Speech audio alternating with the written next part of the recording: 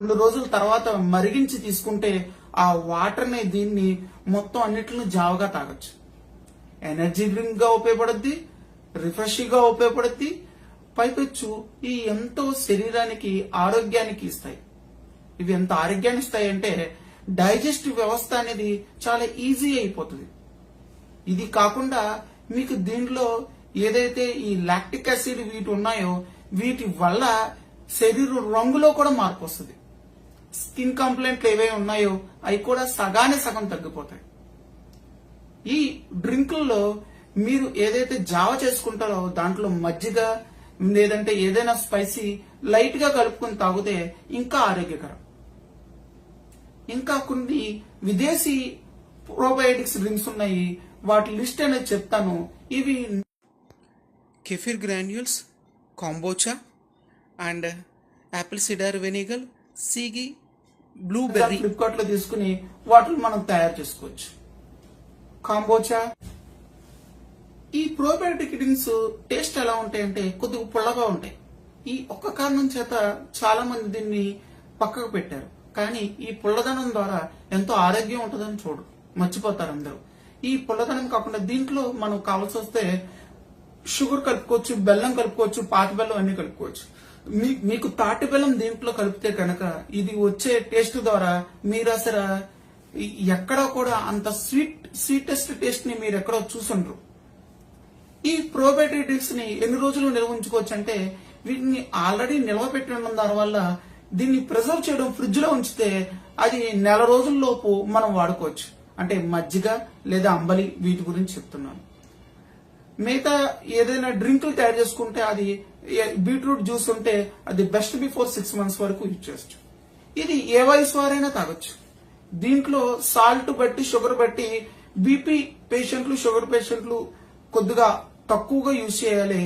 మిగతా వాళ్ళు salt sugar తక్కువ వేయకుండా ఉంటే గనక ఈ బీపీ డయాబెటిక్ పేషెంట్లు కూడా విస్తృతంగా వాడచ్చు. ఇంకా ఇవి మనకి దేశీయంగా దొరికేవి. వీటిని వినియోగించడం వల్ల అత్యంత తేలికగా వీటిని వినియోగించవచ్చు. దీని ద్వారా మనం ఆరోగ్యాన్ని కాపాడుకుంటాం. ఒకవేళ మీరు ఈ రాగులు ఏదైతే చిరుధాన్యాలు ఉన్నాయో వీటిని వాడాలనుకుంటే కనుక ముందుగా ఇది గుర్తు పెట్టుకోండి. ఈ పాయింట్ ని విషయం ఏంటంటే ఏదైనా రాగులు కానీ ఏదైనా సజ్జలు కానీ జొన్నలు కానీ ఏదైనా మనం జావగా చేసుకోవాలనుకుంటే డైరెక్ట్ గా వాటిని మనం పౌడర్ చేయకూడదు. ముందుగా మొదటి రోజు వాటిని నీళ్ళల్లో నానబెట్టాలి. 2వ రోజు వాటిని మొలకొచ్చేదాకా చూడాలి. మూడో రోజుతో మొలకొస్తాయి. అవి మొలకొచ్చిన తర్వాత మనల్ని ఆరబెట్టి దాన్ని అప్పుడు పౌడర్ చేయాలి. డైరెక్ట్ గా అవి వాడడానికి మనకి పనికిరావు. ఎందుకంటే వీటిని జంతువులు తినడానికి ఉపయోగిస్తాం. మన శరీరానికి ఇవి తొందరగా డైజెస్ట్ అవ్వవు. సో ఈ పద్ధతి ఫాలో అవుతే మనం వీటిని ఎంతో ఆరోగ్యంగా వాడుకోవచ్చు. ఆ తర్వాత వీటిని మనం నిల్వ ఉంచుకునే పద్ధతి ఏంటంటే వీటిని 1 నెలలోపు పౌడర్ ని వాడుకోవాలి. మంచి పద్ధతి అయితే 1 నెలలోపు వాడాలి. వీటిని ఒకవేళ బూజు పెట్టినా కూడా ఎండలో పెట్టి మళ్ళీ రీయూజ్ చేసుకోవచ్చు. పెద్ద ప్రాబ్లం ఏముండవు. ఈ ప్రోబయోటిక్ డ్రింక్స్ ని మనం రెగ్యులర్ గా యూజ్ చేయొచ్చు. కాలంతో సంబంధం లేదు. సమ్మర్ లో యూజ్ చేయాలని, వానాకాలంలో యూజ్ చేయాలని అలాంటిది ఏమీ లేదు. ఇవి చల్లగాను యూజ్ చేయొచ్చు, వేడిగాను యూజ్ చేయొచ్చు. దీన్ని మీ యొక్క పద్ధతి బట్టి మీకు ఇంకేమైనా సందేహాలు ఉంటే నా కామెంట్ బాక్స్ లో మెసేజ్ చేయండి. లైక్ చేయండి, షేర్ చేయండి, కామెంట్ చేయండి. Thank you.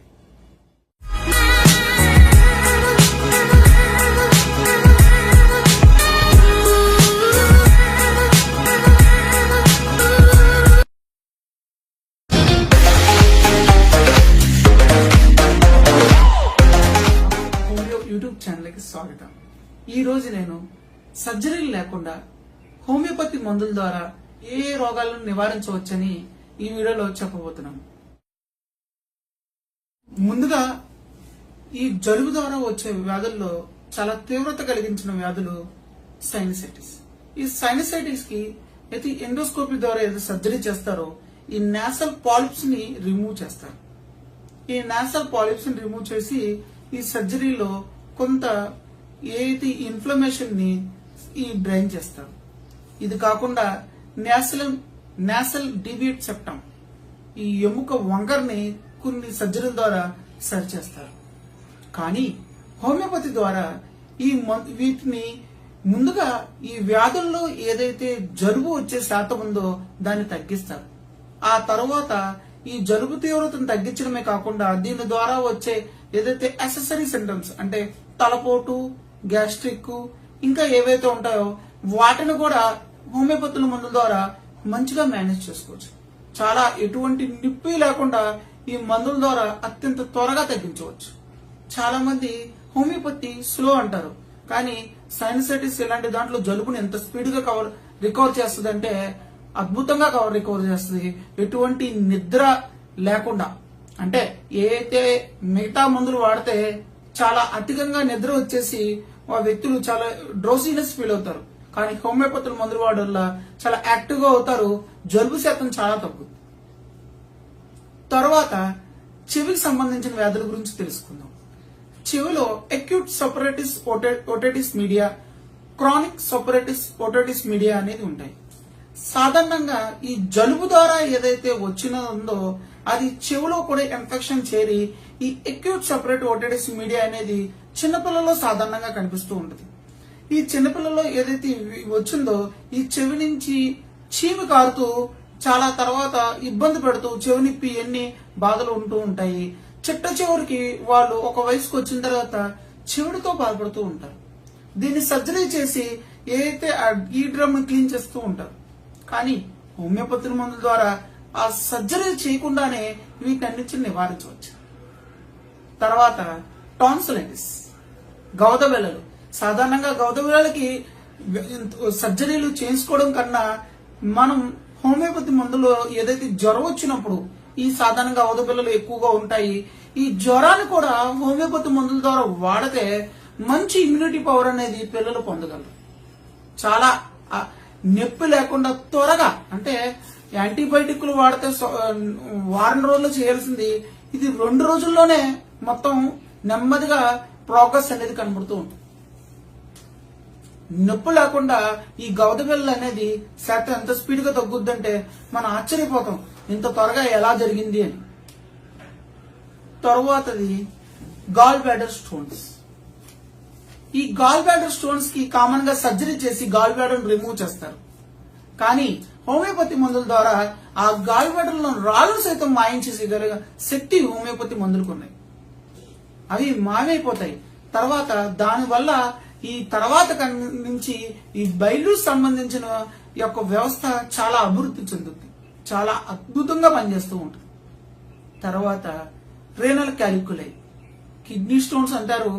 ఇవి స్టోన్స్ ని సైజ్ తో సంబంధం లేకుండా ఎన్నో స్టోన్స్ ని హోమియోపతి ద్వారా మందుల ద్వారా పిండి చేసి కొన్నుంటే రాళ్ళు పెద్ద సైజు సైతం యూరిన్ ద్వారా బయటకు వచ్చేసి బోలని కేసులు ఉన్నాయి.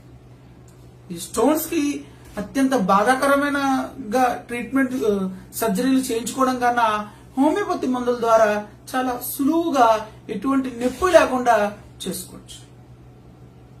తర్వాత మలబద్ధకంతో వచ్చే సమస్య అయిన పైల్స్ లేదా హెమరాయిడ్స్, ఫిస్టుల్లా, ఫిజర్స్, ఈ యానల్ సంబంధించిన వ్యాధులన్నిటికీ ఏదైతే మొట్టమొదటి ఉందో దానికి కారణం తెలుసుకుంటారు. అది మలబద్ధకమైనా లేదంటే దాని నుంచి ఏదైనా బ్లీడింగ్ కారణమైనా ముందు ఆ సమస్యను తగ్గించి ఆ తర్వాత వీటిని సర్జరీ లేకుండా చాలా అత్యంత ఈజీగా మెథడ్గా చేస్తారు. చాలా మంది సర్జరీకి వెళ్తారు, మళ్ళీ సర్జరీలు చేయించుకుంటారు. 2-3 సర్జరీలు చేయించుకున్న తర్వాత కూడా తగ్గని కేసులు ఉన్నాయి. కానీ ఆ సర్జరీ అయిన తర్వాత నెల రోజులు రెస్ట్ తీసుకుంటారు. ఆ నెల రోజులు హోమియోపతి నమ్మకాన్ని ఉంచారు. కేవలం నెల రోజుల్లో హోమియోపతి మందుల ద్వారా బ్లీడింగ్, క్రానిక్ బ్లీడింగ్ కేసులు ఏదైతే పైల్స్ ఉన్నాయో హోల్డ్ అయిన కేసులు వేల కేసులు. మీరు నమ్మకపోవచ్చు ఎంత అద్భుతంగా ఉంటాయంటే ఆ పేషెంట్లు అనుభవాలు తెలుసుకుంటే కనుక మీరు ఈ సర్జరీలు చిన్న వాటికి సర్జరీకి వెళ్ళరు. సాధారణంగా ఎంబీబీఎస్ డాక్టర్లు కూడా ఎవరు కూడా వెంటనే సర్జరీ చేస్తానని అనరు, ముందు మెడికేషన్ వాడండి అంటారు. నేను అదే చెప్తున్నారు, సర్జరీ అనేది చాలా క్రానిక్ కండిషన్ లో మాత్రమే వాళ్ళు సలహా ఇస్తారు. ఎక్యూట్ కండిషన్ లో బాధపడని అవసరం లేదు. నేను చెప్పిన ఏదైతే ఉన్నాయో ఇవన్నీ మందుల ద్వారా మన యొక్క జీవన శైలి మార్చడం వల్ల ఇవి ట్రీట్మెంట్ చేసుకోవచ్చు. మీరు హోమియోపతిలో కనుక మందులు వాడతానంటే ఇంకా అత్యంత స్పీడ్ గా కూడా దీంట్లో తగ్గించుకోవచ్చు, తిరిగి రాకుండా ప్రయత్నించవచ్చు. చాలా మంది అంటుంటారు చిన్న సర్జరీ కదండి అయిపోద్ది అంటారు. మీకు ఒక విషయం గుర్తుంచుకోవాలి, సర్జరీ అయిపోతుంది, దాని తర్వాత వచ్చే సైడ్ ఎఫెక్ట్స్ ఉంటాయి. మనం బాడీలో ఏదైనా ఒకటి తీస్తున్నామంటే దాని తర్వాత నుంచి వచ్చే సైడ్ ఎఫెక్ట్లు కూడా ఉంటూ ఉంటాయి. అందుకనే మీకు చాలా మందికి తెలియకపోవచ్చు, టాంక్సెక్టమీ ఏదైతే గవద బిళ్ళల ఆపరేషన్ ఉందో దాని ద్వారా చాలా చాలా ప్రభావితాలు ఉన్నాయి. అందుకనే చిన్న చిన్న వాటి గురించి మనం సర్జరీలకు వెళ్లకుండా ప్రత్యామ్నాయాలు ఆలోచిస్తే చాలా మంచి ప్రతిఫలాలు మనం పొందగలం. ఇవి కాకుండా చాలా పెద్ద సర్జరీ అని ఏదైతే ఉందో, నీ జాయింట్ రీప్లేస్మెంట్స్, లామినాక్టమీ ఏదైతే లంబార్ స్పాండిలైటిస్ లో ఇలాంటి చిన్న చిన్న పెద్ద పెద్ద సర్జరీలన్నీ కూడా చేయించేసుకుంటూ ఉంటారు. తర్వాత బాధపడుతూ ఉంటారు. ఆ సక్సెస్ రేట్ చూడండి సర్జరీల్లో, వాటిలో అందరికీ 100% ఉండదు. కానీ మా ఏదైతే హోమియోపతి మందులు ఉన్నాయో ఒకవేళ వ్యక్తి తప్పు కావచ్చేమో కానీ హోమియోపతి తప్పు కాదు. హోమియోపతి మందుల ద్వారా పూర్తిగా మీకు నయమవుతుంది. ఇవి కాకుండా దీన్ని మళ్ళీ క్యూర్ అనేది పొందగలం. హోమియోపతి మేనేజ్మెంట్ మందుల ద్వారా మీరు ఎటువంటి సైడ్ ఎఫెక్ట్ లేకుండా వ్యాధులన్నింటినీ తగ్గించవచ్చు. మీకు నేను చెప్పిన దాంట్లో ఏమైనా సందేహాలు ఉంటే కామెంట్ చేయండి, నా వీడియోని లైక్ చేయండి, ఈ ఛానల్ని సబ్స్క్రైబ్ చేయండి, ఇది అందరికీ షేర్ చేయండి. Thank you.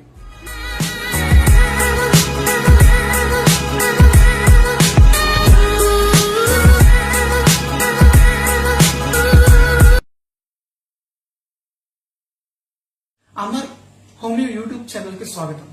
ఈ రోజు ఈ కార్యక్రమం చాలా ప్రత్యేకమైంది. సాధారణంగా నేను ఫేస్బుక్, ట్విట్టర్ అకౌంట్లు చాలా ఎక్కువగా యూజ్ చేస్తుంటాను. ఈ మధ్య కాలంలో దాంట్లో జరిగిన సంఘటన గురించి నా స్నేహితుడు సన్నిహితుడు డాక్టర్ భవానీ శంకర్ గారా బిహెచ్ఎంఎస్ శ్రీకాకుళం ఆయన సలహా ఇచ్చారు. ఏదైతే టీనేజ్ వయసులో కోమల దశ వయసు గురించి, ఆ వయసులో జరిగే సందర్భాల గురించి, ఆ వయసులో వచ్చే ఏదైతే శారీరక మానసిక మార్పుల గురించి ఒక వీడియో చేయమని నాకు సలహా ఇచ్చారు. ఆయన ఇచ్చిన సలహా మేరకు నేను ఈ రోజు ఈ వీడియో చేస్తాను. కోమల దశ, టీనేజ్, 13 నుంచి 19 వరకు ఉన్న వయసుని ఏదైతే ఉందో దీన్ని కోమల దశ లేదా టీనేజ్ అంటారు. ఈ వయసులో ఉన్న బాలుల గురించి నేను ఈ వీడియో చేస్తున్నాను. బాయ్స్ ఎవరైతే ఉన్నారో ఈ వయసులో ఉన్న వాళ్ళు ఈ 13 నుంచి 20 సంవత్సరం ఉందో చాలా కీలకమైన సంవత్సరం. ఈ వయసులో ఉన్న పిల్లలకి వచ్చే శరీరాల్లోని మార్పుల గురించి ఈ రోజు మీకు చెప్తున్నాను. ఎత్తు పెరగడం, గెడ్డం లేదా ఛాతీ మీద వెంట్రుకలు రావడం, మర్మాంగవాళ్ళ మీద వెంట్రుకలు రావడం, గొంతుకులో మార్పు, బొంగురు గొంతు, శారీరక లక్షణాలు అయితే మానసిక లక్షణాలు ఒత్తిడి గురవడం, కంగారు పెరగడం, భయం పెరగడం, ప్రతి చిన్నదానికి డిప్రెషన్ కు లోనవడం, సిగ్గుపడడం, ఇవి ఎక్కువగా ఉంటాయి. అసలు ఒక అబ్బాయి వయసుకు వచ్చాడనేది ఎలా తెలుసుకోవాలనుకుంటే మొట్టమొదటిగా అతని శరీరంలో మార్పు ఏం జరుగుతుందంటే మలబద్ధకంతో తయారవుతుంది. మలబద్ధకం ఎందుకు అవుతుందంటే ముందుగా అతను ఏదైతే ఫుడ్ అనేది డైటరీ అనేది కంట్రోల్లో ఉండలేడు. అంటే ఫుడ్ హ్యాబిట్స్ చేంజ్ అయిపోతూ ఉంటాయి. ఒక్కసారిగా అతను ఇంటి దగ్గర బయట ఫుడ్లకు అలవాటు పడుతూ బయట తింటూ ఇంట్లో తిని ఒకసారి కాన్స్టిపేషన్ కి లోనవుతుందని గుర్తించాలి. ఈ వీడియోలో నేను ముందుగా మీకు చెప్పబోయేది ఏంటంటే తల్లిదండ్రులకు సూచన చేయబోతున్నాను. అలాగే ఎవరైతే ఉన్న పిల్లలు ఉన్నారో, బాయ్స్ ఉన్నారో వాళ్ళకి నేను సలహా ఇస్తున్నాను. ఈ 2 సలహాల కోసమే ఈ వీడియో చేస్తున్నాను. ఈ వీడియోలో మొట్టమొదటిగా ఏదైతే తల్లిదండ్రులు గుర్తించాల్సింది ఏంటంటే ఈ మొట్టమొదటిగా వాళ్ళు ఎవరైతే ఆ అబ్బాయిలు ఉన్నారో ఈ 13 నుంచి 19 వేలు ఉన్నారో వాళ్ళకు ముందుగా ఈ మొట్టమొదటి లక్షణం ఏంటంటే జీర్ణ వ్యవస్థ మీద బలబద్ధకం ఏర్పడుతుంది. అదే కాకుండా మొట్టాలు అనేది తేడవుతూ ఉంటాయి. ముందుగా మలబద్ధకాన్ని నిరోధించాలంటే అతను ఫుడ్ అనేది ప్రోటీన్ ఫుడ్ ఇంట్లోనే తినడానికి అలవాటు చేయాలి. సాధారణంగా పిల్లలు ఎవరైతే బయటకు వెళ్తారో వాళ్ళు ఫుడ్ కంట్రోల్ లేకుండా స్పైసీ ఫుడ్ ఇలాంటివి తినడం వల్ల ఈ తిండి వల్ల కాన్స్టిపేషన్ అనేది ఏర్పడుతూ ఉంటుంది. ఈ ఫ్రూట్స్ అనేవి ఈ వయసులోనే మనం అలవాటు చేయించాలి. ఆ తర్వాత ఏదైతే మొటాలు ఉన్నాయో ఈ మొటాలు ఏర్పడడం అంటేనే హార్మోన్ ఇంబ్యాలెన్స్ వల్ల వస్తుంది. ఈ మొటాలు ఏర్పడినప్పుడు ఈ వేడి నీటితో మొహాన్ని శుభ్రం చేసుకుంటూ ఉండడం వల్ల తరచుగా ఈ మొటాలు అనేది తగ్గుతాయి. ఇంకా తర్వాత ఏదైతే ఈ వయసులో వాళ్లకు అత్యంత ప్రోటీన్ ఫుడ్ కావాలి. మాంసాహారాలు, పప్పు దినుసులు, ఈ పదార్థాలన్నీ అత్యధికంగా తీసుకోవాలి. దీంతో పాటు సహజ సిద్ధమైన ఫ్రూట్స్ అని అలవాటు చేయాలి. ఎక్కడా కూడా వీళ్ళకి ఈ ఆర్టిఫిషియల్ షుగర్ ఎసెన్స్ చాక్లెట్స్ కానీ లేదంటే ఏదైతే అత్యధికమైన క్యాలరీస్ ఉన్న ఐస్ క్రీమ్స్ కానీ దూరంగా ఉంచాలి. దీనివల్ల వాళ్ళు కాన్స్టిపేషన్ కు లోనవుతారు. ఇంకా డైజెషన్ ప్రాబ్లం అనేది తయారవుతూ ఉంటాయి. పింపుల్స్ అనేవి కూడా పెరుగుతూ ఉంటాయి. ఈ కాకుండా ఈ పిల్లల్లో అత్యధికంగా ఫ్రూట్స్, వెజిటేబుల్స్ అనేది శాతం పెంచుతూ ఉండాలి. ఎందుకంటే దీనిలో ఎన్నో పోషక పదార్థాలు, కాల్షియం ఐటమ్స్ అనేవి దొరుకుతాయి. ఈ వయసు దశలో ఈ బాలులకి అత్యధికం ప్రోటీన్ ఫుడ్ కావాలి. ఈ ప్రోటీన్ ఫుడ్ మనం ఆర్టిఫిషియల్ కాకుండా నేచురల్ గా అలవాటు చేయడం నేర్చుకోవాలి. నేచురల్ అంటే కూరగాయలు, పళ్ళు, ఏదైతే ఇంట్లో చేసిన vegetable foods, non veg items ఇవన్నీ కూడా అత్యధికంగా పోషక పదార్థాలు ఇస్తూ ఉంటే వీళ్ళల్లో ఎదుగుదలకి చాలా ఉపయోగపడుతూ ఉంటాయి. ఇవి కాకుండా తేలికపాటి ఎక్సర్సైజ్ కూడా చేయిస్తూ ఉండాలి. ఇంకా మానసిక లక్షణాలు అంటే అత్యధికంగా ఒత్తిడి గురవడం. తల్లిదండ్రులు ముందుగా గమనించాల్సింది ఏంటంటే మీ పిల్లవాడు ఏదైతే ఉన్నాడో అతనికి దేని గురించి ఆందోళన చెందుతున్నాడని తెలుసుకోవాలి. అతనితో చాలా మీరు మృదువుగా మాట్లాడడం నేర్చుకోవాలి.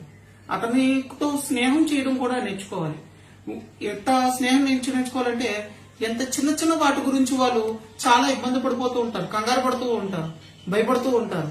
కారణం ఏంటంటే పెరుగుతూ ఉండడం వల్ల వీటిల్లో ఉండే ఈ సాధారణమైన లక్షణాలని వీళ్ళకి యోగా అలవాటు చేయడం, ఎక్సర్సైజ్ చేయడం వల్ల ఈ ఒత్తిడిని ఎంతో తగ్గించవచ్చు. ఇవి కాకుండా ఈ సమయంలోనే చాలా తెలియకుండానే మంచి అలవాట్లు, చెడు అలవాట్లు అనేవి ఒక్కొక్కటి చేరుతూ ఉంటాయి. ముందుగా ఎవరైతే వీళ్ళ స్నేహితులు ఉన్నారో వాళ్ళ మీద తల్లిదండ్రులు ఒక కండిషన్ ఉంచారు.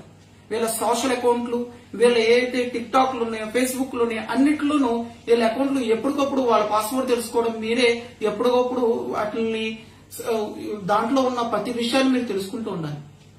ఎందుకంటే భారతదేశంలో అత్యధికంగా సోషల్ వెబ్సైట్ల ద్వారా చాలా మంది సూసైడ్ గురవుతున్నారు.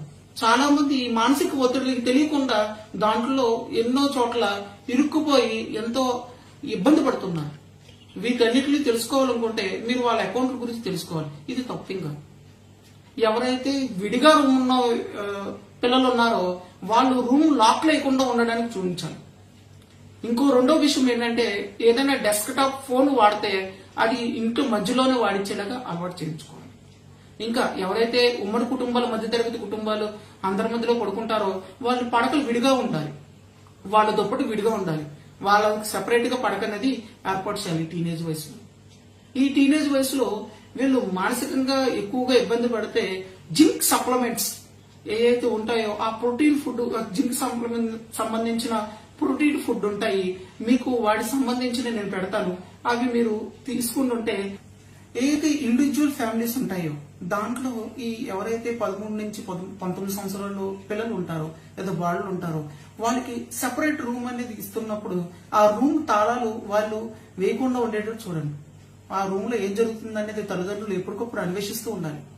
వాళ్ళు ఏదైనా డెస్క్ టాప్ కంప్యూటర్స్ కనుక ఉంచితే కనుక వాళ్ళు వాళ్ళ రూమ్ లో కన్నా అందరూ ఉండే మెయిన్ హాల్స్ లో ఉంచడానికి ప్రయత్నించండి. ఇంకా ఆ రూమ్ లో ఈ వ్యక్తి ఉపయోగించే వస్తువుల మీద ఒక అంచనా ఉండాలి. ఎవరైతే జాయింట్ ఫ్యామిలీస్ ఉంటారో వాళ్ళు అందరూ కలిసి దగ్గరగా ఒకలే పడుకుంటారు కాబట్టి వాళ్ళు ఎవరైతే ఈ టీనేజ్ యువత ఉంటారో వాళ్ళకి సెపరేట్ పడక అనేది ఏర్పాటు చేయాలి. వాళ్ళకి సెపరేట్ దుప్పట్లు అనేవి ఏర్పాటు చేయాలి. వాళ్ళని సెపరేట్ గా ఇండివిజువల్ పర్సన్ గా చూడాలి. చిన్నపిల్లలుగా వాళ్ళతో డీల్ చేయకూడదు. ఇంకా ఇదెందుకు ఇవన్నీ చేయాలంటే వాళ్ళ హక్కులు హరిస్తున్నామని చాలా మంది పేరెంట్స్ అంటారు, కొంతమంది స్టూడెంట్స్ అంటారు. కానీ ఇక్కడ గుర్తించాల్సింది ఏంటంటే మీరు తల్లిదండ్రులే కాదు, వాళ్ళు టేక్ కేర్, వాళ్ళ యొక్క మార్గదర్శకులు కూడా మీరే.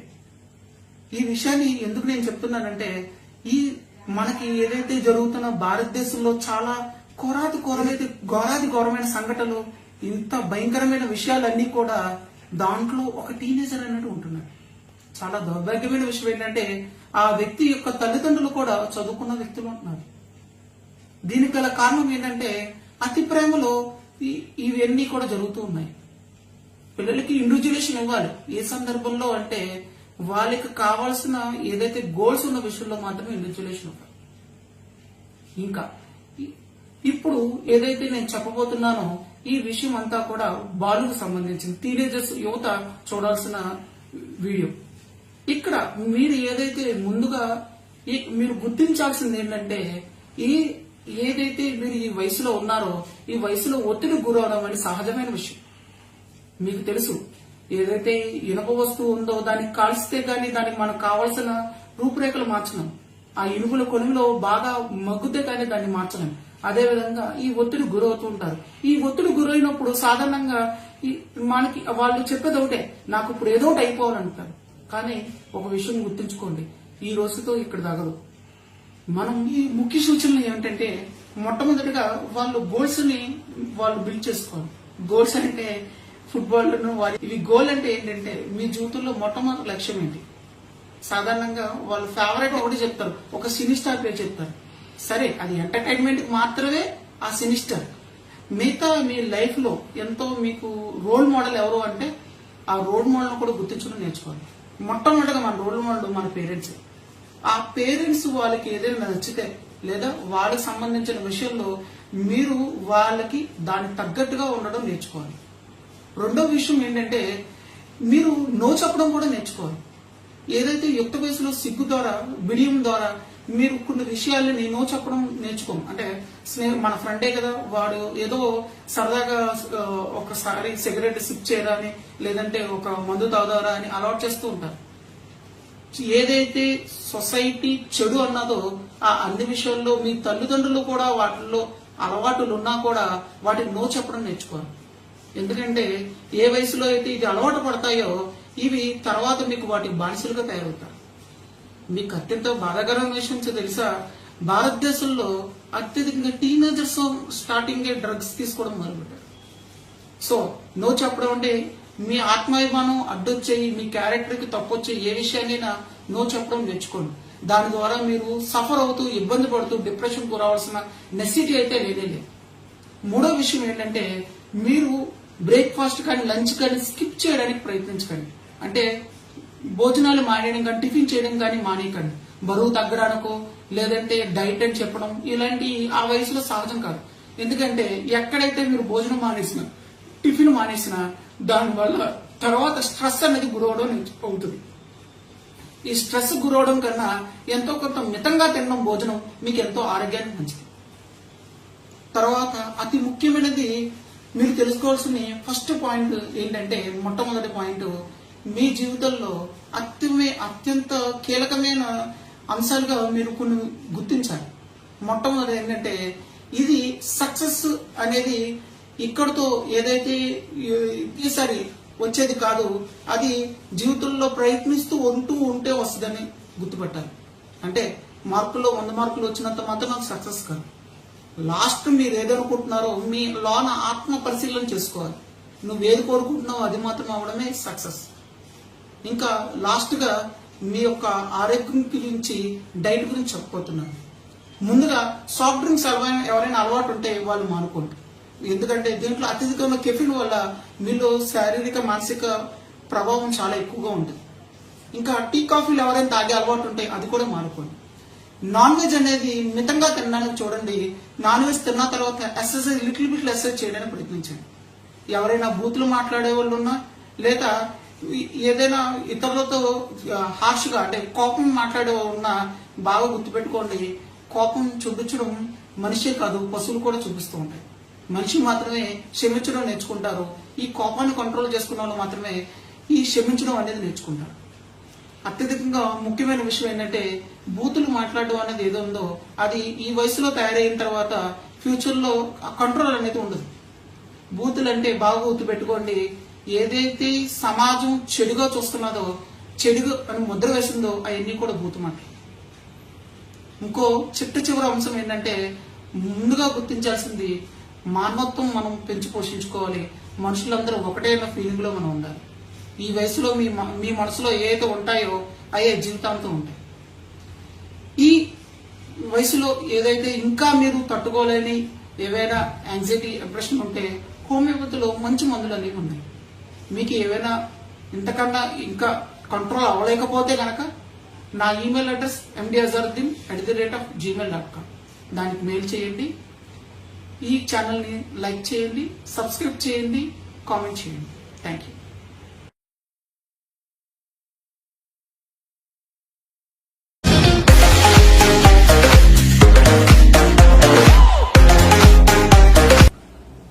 వరల్డ్ ఎన్విరాన్మెంట్ డే శుభాకాంక్షలు. అమర్ హోమియో యూట్యూబ్ ఛానల్ ద్వారా ఈ రోజు నేను ప్రపంచ పర్యావరణ దినోత్సవ శుభాకాంక్షలు తెలియజేస్తున్నాను. ఈ రోజు నేను ఈ పర్యావరణ దినం గురించి మీతో నేను షేర్ చేయాలనుకుంటున్నాను. ఎందుకంటే ఎన్విరాన్మెంట్ అన్న, పర్యావరణం అన్న మనందరికీ ఒక రోజు గుర్తుకొచ్చేసి ఆ రోజు అందరూ వాట్సాప్ లోను, ఫేస్బుక్ లోను షేర్ చేసుకుని ఈ రోజుతో ఆ సంబరాలన్నీ ముగించేస్తాం. కానీ ప్రపంచవ్యాప్తంగా చిన్నపిల్లల నుంచి ముసలివారి వరకు కూడా ఈ రోజు గురించి లేదా ఈ పర్యావరణం గురించి వాళ్ళ జీవితాలు త్యాగాలు చేస్తూ ఎంతో మంది కష్టపడుతున్నారు. అసలు ఈ రోజులో ఏముంది, అసలు ఈ యొక్క దాని గురించి తెలుసుకోవాలనుకుంటే ఈ వీడియో పూర్తిగా చూడండి. మొట్టమొదటిగా పర్యావరణం అంటే ఏంటంటే మనతో పాటు మిగతా జీవరాశులు, ఈ గాలి, నీరు, భూమి, మిగతా అన్ని వాటిల్లో మనతో ఉండడాన్నే ఈ పర్యావరణం అంటారు. అంటే ఉండడం అంటే వాటి నేచురల్ ఏదైతే ప్రకృతి సిద్ధంగా వాటి స్థితి ఉందో ఆ స్థితిగా ఉండడం. ఎందుకు ఈ విషయం చెప్తున్నానంటే సాధారణంగా మన ప్రపంచం వ్యాప్తంగా గాలి, నీరు, భూమి అన్ని కూడా కాలుష్యం అయిపోతున్నాయి. ఈ కాలుష్యం ఎంత చివరికి వచ్చేసింది అంటే మనం ఉపయోగించే ఈ పురుగు పదార్థాల ద్వారా ఏదైతే పంట పొలాల్లో ఉపయోగించే పురుగు పదార్థాలు, వాటి అవశేషాలు ఈ యొక్క పొలాల్లో పూర్తిగా ఉండిపోయి వీటి యొక్క నెక్స్ట్ జనరేషన్ కూడా వారి యొక్క సైడ్ ఎఫెక్ట్స్ అనేవి కనబడుతున్నాయి. ఆ దుష్ఫలితాల ప్రభావం ఎన్నో జెనెటిక్ డిజార్డర్ల యొక్క వ్యాధులు కనబడుతూ ఉన్నాయి. అందుకనే ఈ రోజుని మనం ఏ విధంగా సెలబ్రేట్ చేసుకోవాలి, ఏ విధంగా మన జీవితాల్లో మార్పు రావాలని గురించి నేను ఈ వీడియో చేస్తున్నాను. ముందుగా ఏంటంటే మనలో జవాబుదారితనం, బాధ్యతాయుతంగా ఉంటే కానీ మనం ప్రపంచం యొక్క పర్యావరణాన్ని కాపాడడం. ముందుగా మన ఎన్వైరన్మెంట్ మనం కాపాడుకోలేం. మన స్వతహాగా కానీ, మన ఇంట్లో కానీ, మన యొక్క ఏదైతే జీవిస్తున్న ఏరియాలో కానీ, దేశవ్యాప్తంగా కానీ. ఎందుకు ఈ విషయాన్ని చెప్తున్నానంటే ముందుగా మనం గుర్తించాల్సిందంటే మన జీవన శైలి మారాలి. ముందుగా కాలుష్యం అంటే కేవలం ఫ్యాక్టరీలు లేదా ఎవరైతే అగ్రికల్చర్ వాళ్ళు ఉన్నారో వాళ్ళ మీద మనం నిందలేస్తామో మనం మన యొక్క వాటి గురించి పట్టించుకోము.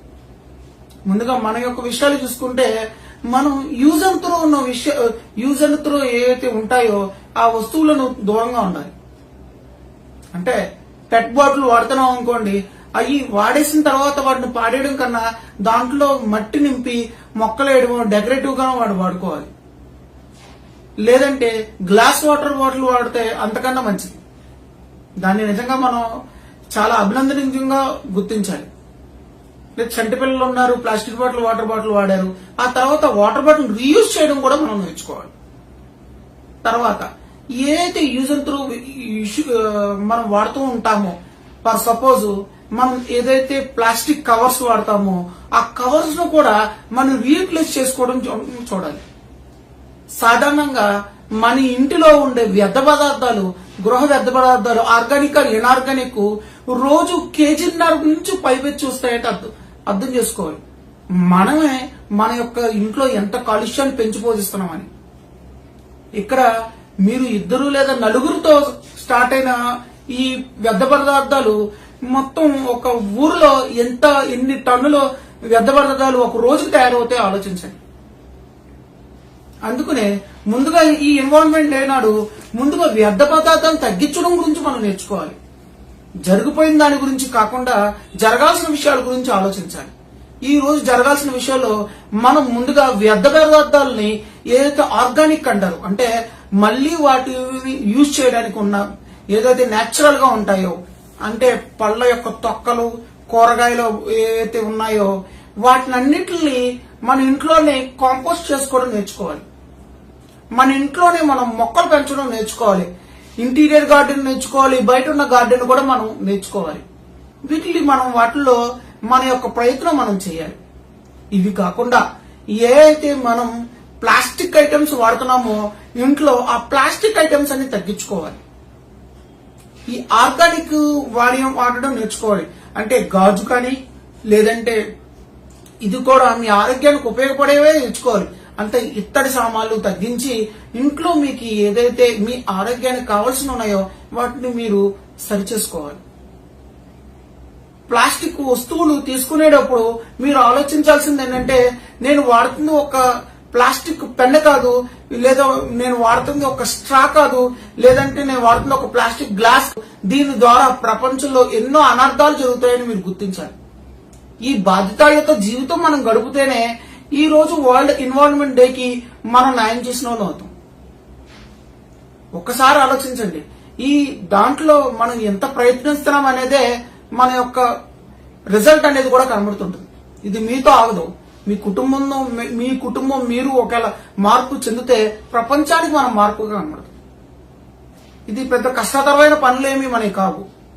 ఇంకా వాటర్ విషయానికి వస్తే, వాటర్ ఏదైతే సోర్సెస్ ఉన్నాయో, రిసోర్సెస్ మనకి మున్సిపాలిటీ అయితే మున్సిపాలిటీ వాటర్ గురించి చూస్తాము, లేదంటే బోర్ వాటర్ అయితే బోర్ వాటర్ గురించి చూస్తాము.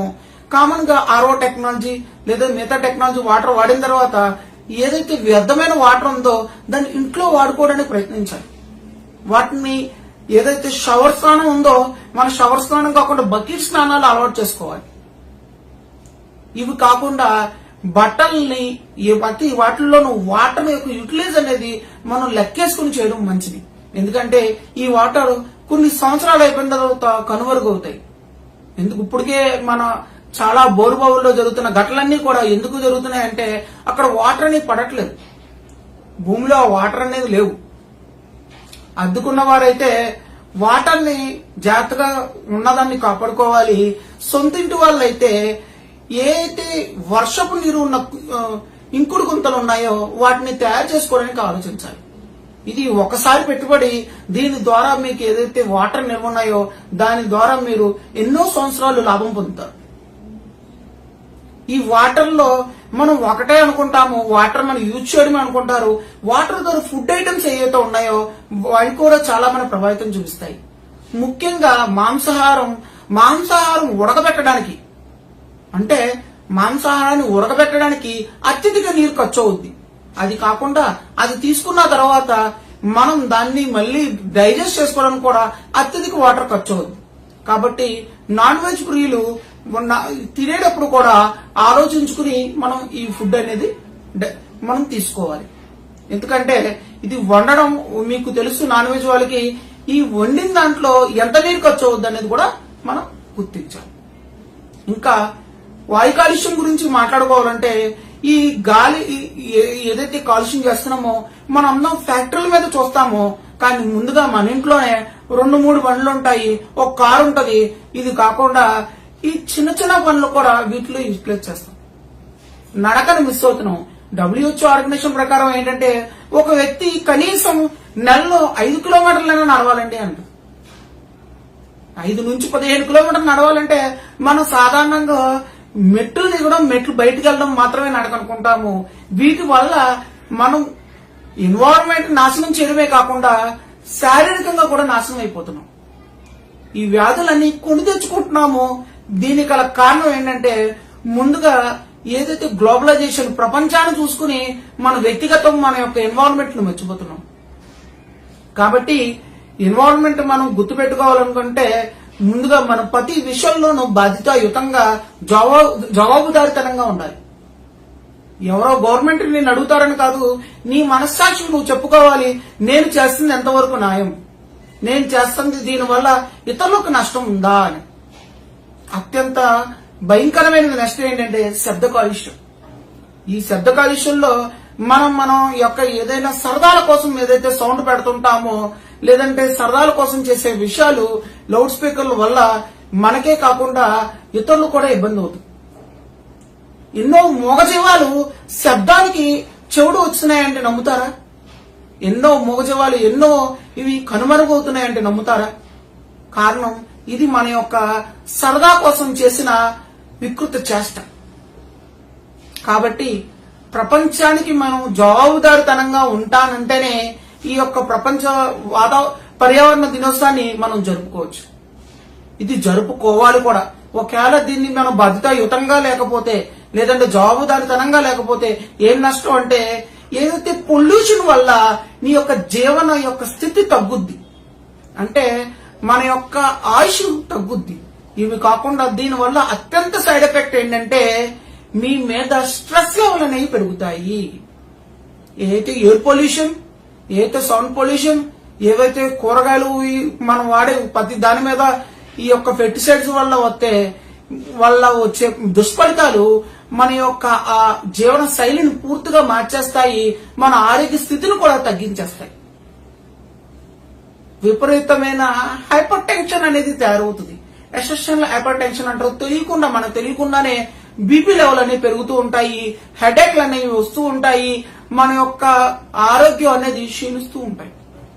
ఇది మీతోనే కాదు, ప్రపంచం యొక్క మొత్తం అందరి గురించి ఆలోచించాలి. కాబట్టి ముందుగా మనతో స్టార్ట్ చేద్దాం.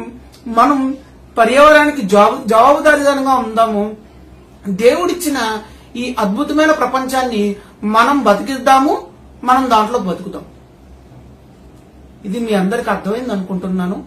దీంట్లో మీకు ఏమైనా సందేహాలు ఉంటే కామెంట్ బాక్స్ లో టైప్ చేయండి, లైక్ చేయండి, సబ్స్క్రైబ్ చేయండి, షేర్ చేయండి. Thank you.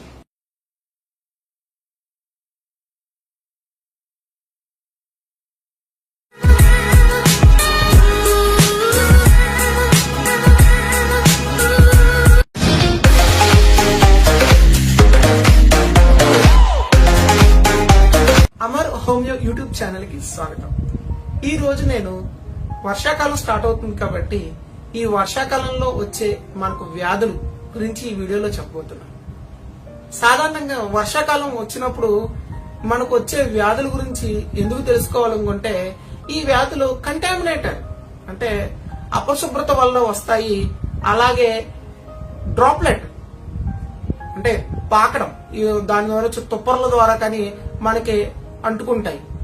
సాధారణంగా మనం ఇప్పుడున్న పొజిషన్ లో COVID-19 చాలా పాండమిక్ పొజిషన్ లో ఉన్నాం. అంటే ఈ వ్యాధి బాగా విస్తృతంగా మన భారతదేశంలో ఉంది. ఇలాంటి వ్యాధులు ఉన్న సమయంలో మనం ఈ వర్షాకాలంలో తీసుకోవాల్సిన జాగ్రత్తలు, వచ్చే వ్యాధుల గురించి తెలుసుకోవడం చాలా ముఖ్యమని. ఇవి కాకుండా ఈ వ్యాధుల తీవ్రత ఎలా ఉంటది, ఈ వ్యాధుల వైద్యం ఎలా చేసుకోవచ్చు, ఈ వ్యాధుల ద్వారా మనం వీటిని ఎలాగ హోల్డ్ చేసుకోవచ్చు అనే విషయం కూడా నేను ఈ వీడియోలో మీకు చెప్పబోతున్నాను. ముందుగా ఈ వర్షాకాలంలో తరచుగా అందరికి జలుబు, దగ్గు వస్తూ ఉంటాయి.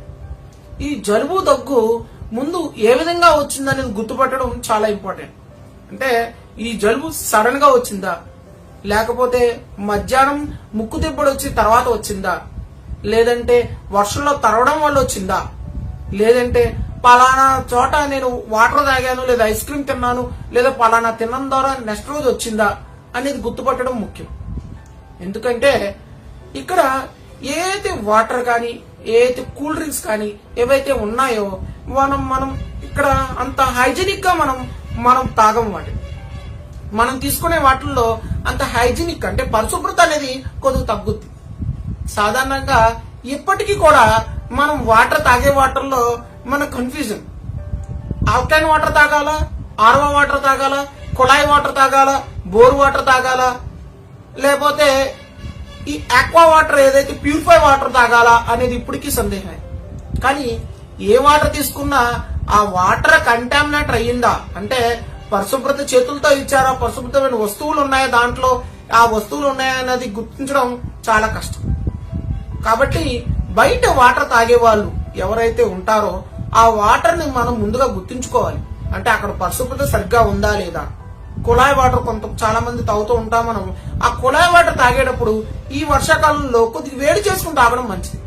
అలాగే వేడి చేసుకుని తాగడం తర్వాత ముందు ఉపయోగించే పాత్రలు శుభ్రంగా ఉన్నాయా లేదని చూసుకోవడం ఇంకా మంచిది. ఎందుకంటే ఈ వర్షాకాలంలో ఈగలు ఎక్కువగా వస్తూ ఉంటాయి. ఈ ఈగల ద్వారా కంటామినేట్ రావచ్చు. మనం వస్తున్నప్పుడు తేమగా ఉండడం వల్ల ఈ తేమగా ఏదైతే ఉన్నాయో ఆ టైంలో బ్యాక్టీరియాలు ఎక్కువగా వాటిని మంచి పొదిగే టైం దాని ద్వారా కూడా రావచ్చు. కాబట్టి ముందుగా జలుబు వచ్చినప్పుడు ఆ జలుబు తీవ్రత ఎలా ఉందనేది గుర్తుపట్టడం ముఖ్యం.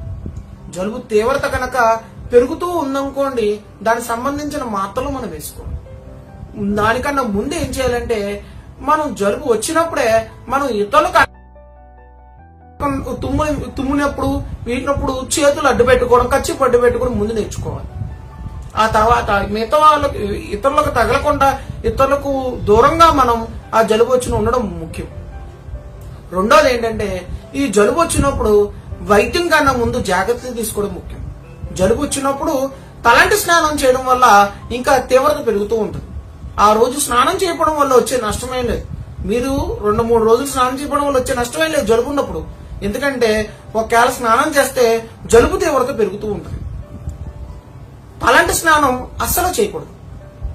ఇది జాగ్రత్తలో మొదటి జాగ్రత్త. రెండోది ఏంటంటే, జలుబు ఉన్నప్పుడు తీపి పదార్థాలు, పొల్లటి పదార్థాలు దూరంగా ఉండాలి. మేనేజ్మెంట్ ఉందో మందులు వాడకుండా ఉండాలి. ఈ జలుబు తీవ్రత ఉన్నప్పుడు సాధారణంగా ఆకలిస్తూ ఉంటది. భోజనం తిన్న తర్వాత కూడా ఆకలిస్తూ ఉంటది. దీన్ని ఫాల్స్ ఎపిటైట్ అంటారు. అంటే ఆకలి వేస్తుంది కానీ తినలేము, లేదా నోరు రుచించదు. ఈ జలుబులో సాధారణ లక్షణం. ఈ లక్షణాన్ని మనం ఇది కోవిడ్-19 లక్షణం అని లేదంటే మిగతా వ్యాధులని ఆలోచించకుండా ఇలాంటి సందర్భంలో కొద్ది గోరువెచ్చటి వాటర్ తీసుకోవడం మంచిది. దాంట్లో మీరు మళ్ళీ అల్లం ముక్కలు వేసుకుంటారా అనేది మీ వ్యక్తిగతం. నేనైతే వాటికి సజెస్ట్ చేయను. సాధారణంగా గోరువెచ్చటి వాటర్ మంచిది. ఇవి తాగుతూ ఉంటే మీ బాడీ అనేది రీజనరేట్ అవుతూ ఉంటుంది. నేను ఏదైతే చెప్పిన మేనేజ్మెంట్ ఉందో మందులు వాడకుండా ఇవి వాడమని నా ఉద్దేశం కాదు. ఇది మందులు వాడుతున్నా కూడా ఈ మేనేజ్మెంట్ చేయాలి ముఖ్యం. ఎందుకంటే సాధారణంగా ఈ వర్షాకాలంలో బ్యాక్టీరియా వల్ల మన యొక్క తీవ్రత ఏది చిన్నది కూడా చాలా పెద్దగా ఉంటాయి. ఈ వైరల్ ఇన్ఫెక్షన్లు అనేవి చాలా విపరీతంగా ఉంటాయి. ఈ వైరల్ ఇన్ఫెక్షన్ సమయంలో మనం ఎవరైతే పూర్వపు వ్యాధులు అంటే హిస్టరీలో కనుక మీకు న్యూమోనియా కానీ జలుబు సంబంధించిన వ్యాధులు ఉంటే కనుక వాళ్ళు చాలా జాగ్రత్తగా ఉండాలి. ఆ జాగ్రత్త సమయంలో వాళ్ళు హెల్త్ మేనేజ్మెంటే కాకుండా మందులు కూడా ముందుగా జాగ్రత్త పడి తీసుకోవాలి. డాక్టర్ గారిని అడిగి, ఏదైతే మీరు ప్రీవియస్ గా ఉన్న డాక్టర్ గారిని అడిగి మందులు వాడుతున్నారో వాడికి తీవ్రత అనేది తగ్గించుకోవాలి. సాధారణంగా హోమియోపతిలో ఈ జలుబు యొక్క తీవ్రత చాలా ఈజీగా దొరుకుతుంది. ఈ వీడియోలో మీకు ఏమైనా సందేహం ఉంటే కామెంట్ చేయండి. ఈ వీడియోని లైక్ చేయండి, అందరికీ షేర్ చేయండి, సబ్స్క్రైబ్ చేయండి. Thank you. అమర్ హోమియో.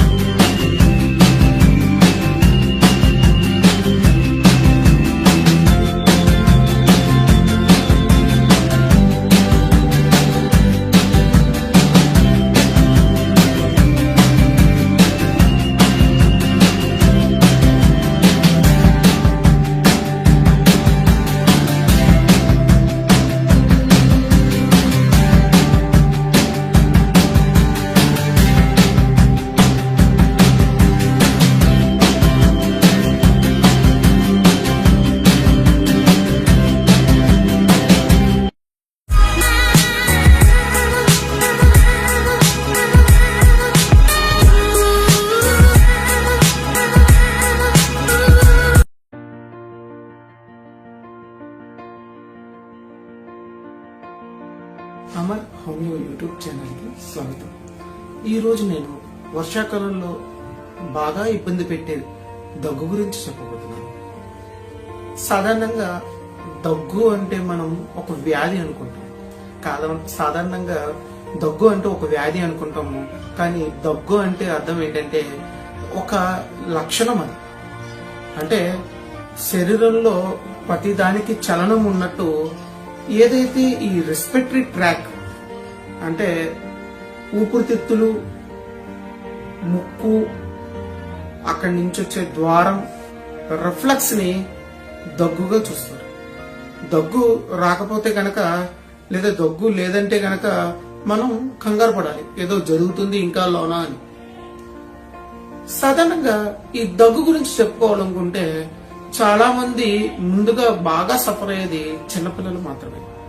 ఈ చిన్నపిల్లల్లో ఈ దగ్గు ద్వారా చాలా ఎదుగుదల మీద కూడా ప్రభావితం ఉంటాయి.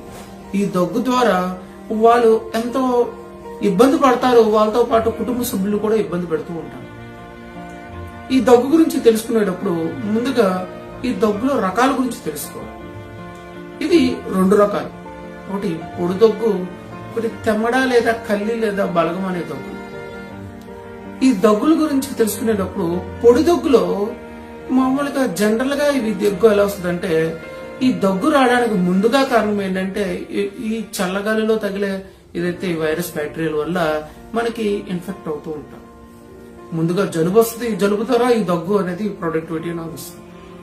సాధారణంగా ఈ పొడి దగ్గులు ఏదైనా ఇబ్బంది పడే ఈ ముక్కులో కానీ లేదంటే ఈ గొంతుకులో శ్వాస కానీ ఏదైనా ఉంటే దాని వల్ల బాగా ఎక్కువగా దగ్గు వస్తుంది.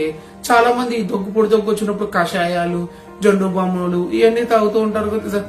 అందరూ బయటికి వెళ్ళి వాళ్ళకి నచ్చిన ఏదైతే తాగుతుంటారో ఆ కషాయాలు కానీ వీటి కానీ ఏం తీసుకున్నా కూడా తగ్గిపోదు. ఈ పొడి దగ్గుని సప్రెస్ చేసిన తర్వాత ఈ తెమ్మడ దగ్గు అనేది స్టార్ట్ అవుతూ ఉంటాయి.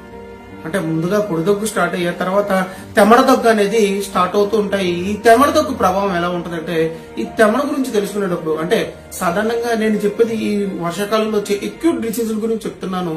ఇవంటే ఈ ఎక్యూట్ డిసీజులు అన్ని కూడా ఈ 3 వారాల లోపు ఉండే దగ్గుల గురించి చెప్తున్నాను. అంటే సాధారణంగా 1 వారం నుంచి 2 వారాలు 3 వారాల దాకా ఇవి సాగుతూ ఉంటాయి. ఈ 3 వారాల్లో ఈ దగ్గులు ఎలా ఉంటాయంటే ఈ దగ్గు మీద ప్రభావితం ఎలా ఉంటాయంటే ఈ దగ్గు వచ్చినప్పుడు తెమ్మడ వస్తుంది, ఈ దగ్గు వచ్చినప్పుడు ఛాతి నొప్పి వస్తుంది అంటారు, ఈ దగ్గు వచ్చినప్పుడు కడుపు నొప్పి వస్తుంది అంటారు. ఈ దగ్గుతో పాటు జలుబు ఉందా లేదా అని ముందు గుర్తుపట్టారు. సాధారణంగా జలుబు వచ్చిన తర్వాత ఈ దగ్గు వస్తాయి. ఈ దగ్గులో ప్రొడక్టివిటీ అంటారు. అంటే ఈ ఏదైతే ఎక్స్పర్టరేషన్ కఫం లేదా కల్లి ఉన్నాయో వీటి బట్టి రోగ తీవ్రత అనేది చెప్పగలరు. ఇంకా తెల్లగా జిగటగా కొంతమంది ఉండలుగా పడతాయి అంటారు, కొంతమంది పసుపు రంగులో పడతాయి అంటారు, కొంతమంది ఆకుపచ్చ రంగులో ఉంటాయి అంటారు. కొంతమంది దగ్గుతూ ఉంటే నాకు ఆయాసం కూడా వస్తుందని అంటారు. ఈ దగ్గుతో పాటు కొంతమందికి పిల్లి కూతులు వస్తున్నాయి అంటారు. ఇవి రెస్పిరేటరీ సిస్టమ్ లో ఏదైతే ఈ ఊపిరితిత్తు వ్యవస్థలో ఉన్న రోగాలు వచ్చినప్పుడు ఈ తీవ్రత అనేది పెరుగుతూ ఉంటాయి. సాధారణంగా రాత్రులు పొడి దగ్గు వస్తున్నప్పుడు వీళ్ళకి వెంటిలేషన్ సరిగ్గా సరిపోతుందో లేదో, లేదంటే ఒక వేడి గ్లాస్ వాటర్ తాగడం ఇలాంటివి తాగుతూ ఉంటే సరిపెట్టుకుంటూ ఉంటే ఈ మేనేజ్మెంట్ చేసుకుంటే కొన్ని పొడి దగ్గులు తగ్గుతాయి. కానీ ఈ తీవ్రమైన దగ్గులు అంటే 3 వారాల తర్వాత వచ్చే దగ్గులు తీవ్రమైన దగ్గులుగా చూడాలి. అంటే క్రానిక్ కాఫ్, వీటి వల్ల అత్యంత ప్రమాదకరాలు ఉంటాయి. ఎందుకు ఈ వర్షాకాలంలో మీ దగ్గు గురించి నేను ఇంత జాగ్రత్త తీసుకోమని చెప్తున్నానంటే ఈ ప్రభావం ఇక్కడతో ఆగదు. ఇది ఏదైతే ఇక్కడ స్టార్ట్ అయిందో ఇవి మన శరీరంలో వ్యాధులను కలిగిస్తాయి. దగ్గు అనేది ఒక లక్షణం అయితే ఇది పెరుగుతూ వ్యాధులను ప్రభావితం చేస్తాయి. ఈ వ్యాధులు అనేవి మనకి ఆస్తమా, న్యూమోనియా ఇంకా చాలా ప్రమాదకరమైన వ్యాధులన్నింటినీ మనం పాల్గొంటాం. సాధారణంగా తీవ్రమైన వ్యాధులతో కొంతమంది బాధపడుతూ ఉంటారు. న్యూమోనియా కానీ, ఆస్తమా కానీ, లేదంటే బ్రాంకైటిస్ కానీ, లేదంటే ఇంకా తీవ్రమైన వ్యాధులు వాళ్ళ ఫ్యామిలీ హిస్టరీలో టీబీ ఉన్నా కూడా మనం ఈ దగ్గు గురించి జాగ్రత్త పడాలి. ముందుగా ఈ దగ్గుకి మెడిసిన్స్ గురించి తెలుసుకోవడం కన్నా ఈ దగ్గు ఏ విధంగా మనం ప్రభావితం అవుతున్నాము, ఈ దగ్గు వల్ల మనకి ఏ విధంగా నష్టం అవుతుంది ఫ్యూచర్ లో, ఈ దగ్గు వల్ల ఎటువంటిది మనకి ఇప్పుడు అనారోగ్యం పాలవుతాం అన్నది ముందు తెలుసుకోవాలి. అంటే ఎందుకు ఈ విషయాలు చెప్తున్నానంటే ముందుగా అసలు దగ్గు ఎలా స్టార్ట్ అయిందని, అంటే ఈ చల్లగాలిలో ఎక్స్పోజ్ అవడం వల్ల తగిలిందా, లేదంటే ఏదైనా ఫుడ్ తీసుకోవడం వల్ల వచ్చిందా, లేకపోతే ఇంకేమైనా కంప్లైంట్లు ఉన్నాయా? సాధారణంగా దగ్గు అంటే జ్వరం లేదా జలుబు ద్వారా వచ్చిందని అనుకుంటారు, కానీ gastric GERD gastro oesophagus reflux disease లో కూడా ఇలాంటి ఈ దగ్గు అనేది పొడి దగ్గు, ఆయాసం అనేది కామన్గా ఉంది.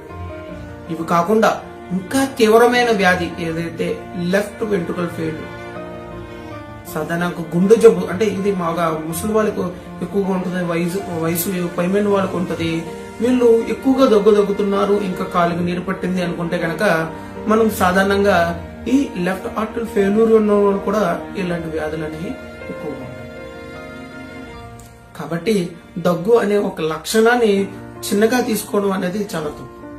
దీని ప్రభావితం ఎంత ఎక్కువగా ఉందని చూసి ఈ దగ్గు గురించి ముందుగా తెలుసుకోవాల్సింది ఏంటంటే, సాధారణంగా జ్వరంలో ఈ దగ్గు వచ్చిందా, లేదంటే జలుబు ద్వారా ఈ దగ్గు వచ్చిందా, లేదంటే బయట వాతావరణానికి ఎక్స్పోజ్ అవ్వడం వల్ల, కొంతమంది చల్లగాలికి, కొంతమందికి నీరు తాగడం వల్ల, కొంతమందికి కూలింగ్ వాటర్ తాగడం వల్ల వచ్చిందా అని తెలుసుకుని దాని తగ్గట్టుగా ముందు మందులు వాడడం నేర్చుకోవాలి. ఎందుకంటే దీనికన్నా ముందు ఏంటంటే మనం ఒక పర్సనల్ డాక్టర్ అనేది ఫిక్స్ అవ్వాలి. ఎందుకంటే వ్యక్తి యొక్క వ్యక్తిత్వం ఆ పర్సనల్ డాక్టర్ కి తెలుస్తుంది. ఆ అటాచ్మెంట్ తోనే ఆ డాక్టర్ కి ముందుగానే మనం ఈ దగ్గు ప్రభావితం అవ్వకుండా ముందు చిన్న దగ్గు వచ్చినప్పుడు ఇనీషియల్ లోనే చూపించుకోవడం వల్ల మనం ఎన్నో రోగాల నుంచి కాపాడుతుంది. చిన్నపిల్లల్లో ఈ దగ్గు తెమడ వచ్చినప్పుడు ఏం చేస్తూ ఉంటారంటే, ఈ తెమడ వాళ్ళు మింగేస్తారు. అంటే వాళ్ళు కక్కలేక దాన్ని ఉమ్మి ఉయ్యలేక తెలియదు రాక వాళ్ళు మింగేస్తారు. కొంతమంది ఓస్తారు. ఇది దానివల్ల పెద్ద నష్టమేమి ఉండదు. దీన్ని కూడా చాలా మంది పేరెంట్స్ ప్రమాదకరమేమో అనుకుంటారు. కొంతమంది ఇది కక్కలేక చాలా ఇబ్బంది పడుతూ ఉంటారు.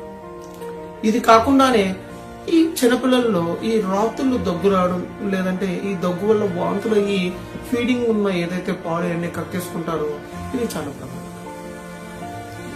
ఇది కాకుండానే దగ్గు గురించి ముందుగా మనం బాగా ఎక్కువగా భయపడాల్సింది ఏంటంటే, ఫ్యామిలీ హిస్టరీలో హెర్నియా, ఫ్యామిలీ హిస్టరీలో ఏదైతే టీబీ ఉన్నారో వాళ్ళు ఈ దగ్గు గురించి ముందుగా మందులు వాడాలి. సాధారణంగా అల్లోపతి మందులో, అంటే ఏదైతే ఇంగ్లీష్ వైద్యం అంటారో, ఈ వైద్యంలో దగ్గు అరుకులు రాసినప్పుడు లేదా ఇచ్చినప్పుడు కొద్దిగా మొత్తొస్తాయి ఈ శాతం. ఇవి అవన్నీ క్యూర్ చేయడానికి అయితే ఎక్కడ ఉండవు. ఈ దగ్గు సంబంధించిన అల్లోపతి మెడిసిన్ లో ఇవి కేవలం సప్రెస్ మాత్రమే చేస్తాయి. ఇంకా మిగతా వైద్య విధానాల్లో ఇంకొద్దిగా వాటిని సప్రెస్ చేస్తాయి తప్ప పూర్తిగా తీసివేయడం అనేది ఉండదు. కానీ హోమియోపతి వైద్యంలో ఈ దగ్గుకి మంచి పరిష్కార మార్గాలు ఉన్నాయి. ముందు దగ్గు తీవ్రతని తగ్గిస్తారు. తర్వాత దగ్గు ఏ విధంగా ఏ కారణాలు వస్తుందో డాక్టర్ మీకు చెప్పి దాని ద్వారా ఎడ్యుకేట్ చేసి మిమ్మల్ని ఆ ప్రభావితం కాకుండా మిమ్మల్ని చూస్తారు. ఇది సాధారణంగా ఈ దగ్గుని ఒకవేళ వదిలేస్తే, ఎటువంటి వైద్యం చేయకుండా వదిలేస్తే వచ్చే నష్టం ఏంటంటే, సాధారణంగా ప్రెగ్నెంట్ వాళ్ళు అయితే అబార్షన్ అవుతుంది. ఇంకా మిగతా వాళ్ళకి హెర్నియాలు అనేవి డెవలప్ అవుతూ ఉంటాయి, పైల్స్ డెవలప్ అవుతూ ఉంటాయి, ప్రొట్రూడర్స్ యానస్ లేదా యూట్రస్ అనేవి కూడా డెవలప్ అవుతూ ఉంటాయి. అంటే జారిపోవడం, పేగు జారిపోవడం అని కూడా డెవలప్ అవుతుంది. ఎక్కువగా తీపి పదార్థాలు తీసుకోవడం, మసాలా పదార్థాలు తీసుకోవడం మానేయాలి. తర్వాత గాలి వీచే ప్లేస్ లో ఉండాలి. చాలా మంది డ్యామ్ సెల్లర్ వెదర్, అంటే గాలి తగలలేని ప్లేసుల్లో ఉంటారు, వాళ్ళకి ఎక్కువగా ప్రభావితం అవుతూ ఉంటారు. ఆ గాలి ఎక్కువగా తగిలే ప్లేసుల్లో ఎక్కువగా ఉండాలి. తరచుగా వాటర్ తీసుకుంటే దగ్గు ప్రభావితం తక్కువ. దగ్గున్నప్పుడు చన్నీళ్ళతో స్నానం చేయడం కూడా ఎక్కువగా ఇబ్బంది కలిగిస్తుంది. ఇంకా ఈ వీడియో మీకు నచ్చితే కనుక లైక్ చేయండి, కామెంట్ చేయండి, షేర్ చేయండి, సబ్స్క్రైబ్ చేయండి. Thank you. Amar homeo YouTube channel.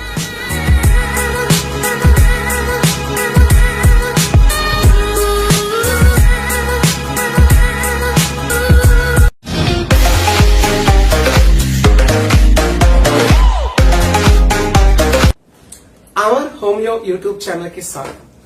ఈ రోజు నేను కరోనా టీ గురించి, హెర్బల్ డ్రింక్స్ గురించి ఈ వీడియో చేయబోతున్నాను. సాధారణంగా ఎప్పుడైతే ఈ కోవిడ్-19 పాండమిక్ సీజన్ వచ్చిన దాని నుంచి ఇమ్యూనిటీ కోసం ఈ కరోనా టీ అని కొత్తగా చాలా మంది యూట్యూబ్ లోను బయట వివచ్చంగా అడ్వర్టైజ్మెంట్ ఇస్తూ తాగుతున్నారు, తీసుకుంటున్నారు, అందరికి సలహాలు కూడా ఇస్తున్నారు. ఈ టీ తాగడం వల్ల లేదా ఈ హెర్బల్ డ్రింక్స్ తీసుకోవడం వల్ల మన బాడీ ఇమ్యూనిటీ పెరుగుద్దా లేదా ఈ కరోనా రాకుండా ఉంటదా అనేది ఈ వీడియోలో మీకు చెప్పబోతున్నాను. ముందుగా వీళ్ళు తీసుకునేవి ఏంటి, ఈ కరోనా డ్రింక్స్ ఏంటి అంటే వీటిల్లో ఏదైతే ఔషధ గుణాలు ఉన్నాయో వాటిని తీసుకుని మరిగించి ఆ వాటర్ డికాషన్ ని మనం తీసుకుంటున్నాం. రకరకాల మూలికలు మీకు నచ్చిన ఇంట్లో ఉంటే ఇంట్లో మూలికలు, లేదంటే బయట చెట్లు దొరికితే చెట్లు తీసుకుంటున్నారు. కామన్ గా వీళ్ళు తీసుకునేది ఏంటి అంటే సాధారణంగా వీటిని హెర్బ్స్ అంటారు. అంటే ఔషధ గుణాలు కలిగిన ఏదైతే ఇంట్లో ఉన్నాయో బయట ఉన్నాయో వీటి ప్రతి దానికి ఒక్కొక్క ఔషధ గుణం ఉంటుంది. దాల్చిన చెక్క, వెల్లుల్లి, యాలకులు, ప్రతి దానికి ఒక ఔషధ గుణం ఉంటుంది. ఈ ఔషధ గుణాలని మనం మరిగించి తీసుకోవడం వల్ల ఈ ఔషధ గుణాలు ఏవైతే ఉన్నాయో అవి మన మీద పనిచేస్తాయి.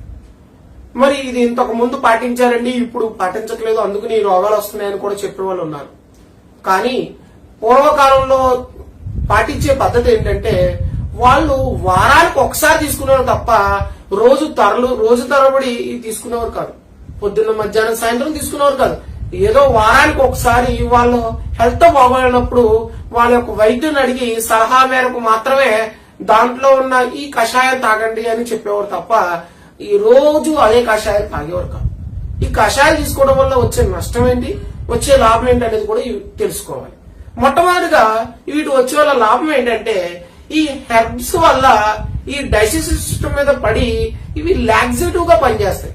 ముందుగా ఇవి తీసుకోగానే ఫ్రీ మోషన్ అవుతుంది, ముందుగా ఇవి తీసుకోగానే దాహం పెరుగుతాయి, ముందుగా ఇవి తీసుకోగానే కొంత యాక్టివ్ గా ఉంటది.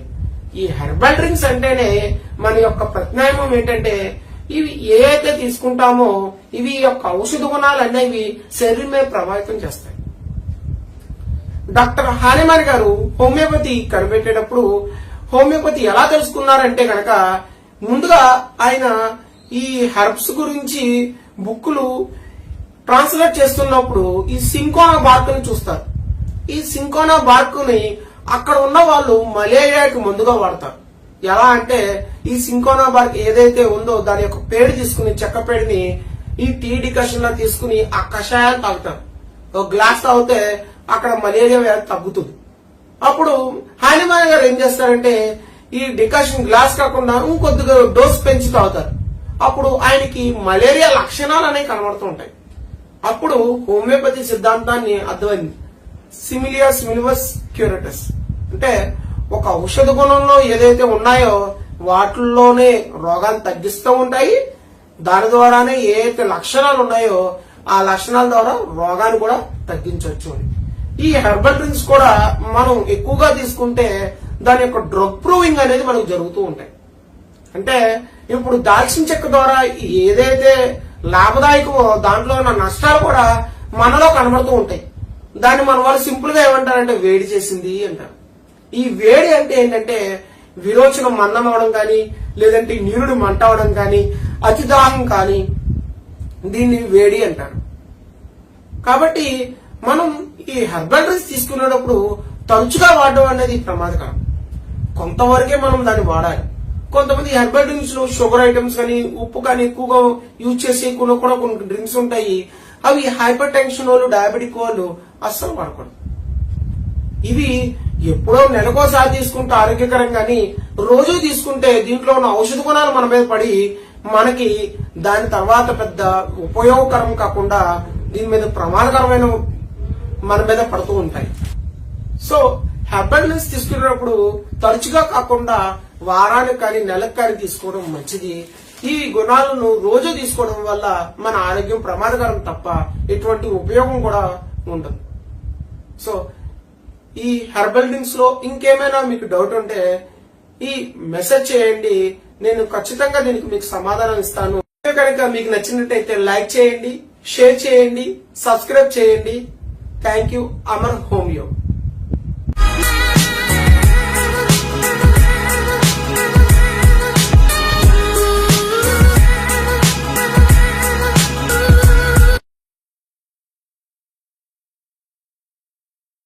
అమర్ హోమియో యూట్యూబ్ ఛానల్కి స్వాగతం.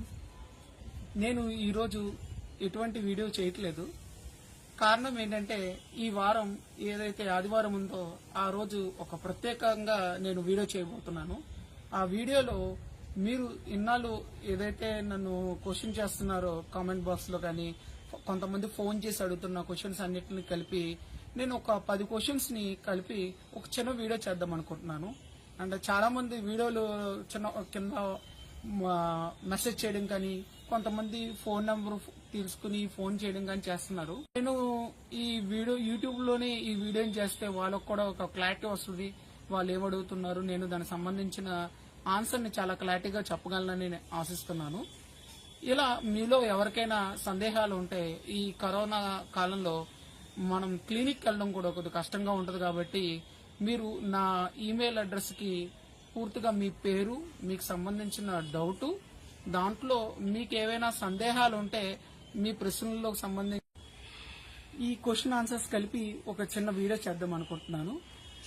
మనం చేసే ఈ చిన్న ప్రయత్నం సక్సెస్ అవ్వాలని నేను కోరుకుంటున్నాను. చూద్దాం ఈ వారం ఎన్ని ప్రశ్నలు వస్తాయో, సమాధానాలు ఎలా ఉంటాయో. Thank you. Amar homeo YouTube channel.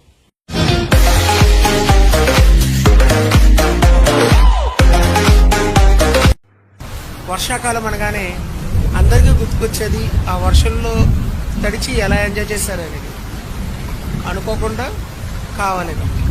కానీ తల్లిదండ్రులకు గుర్తుకొచ్చేది వాళ్ళ పిల్లలు ఈ వర్షాకాలంలో తడిచి జలుబు, దగ్గు, దాని ద్వారా జ్వరాలు, దాని ద్వారా ఎలా ఇబ్బంది పడ్డారు అనేది జ్ఞాపకాలు అందరికీ గుర్తుకొస్తూ ఉంటాయి.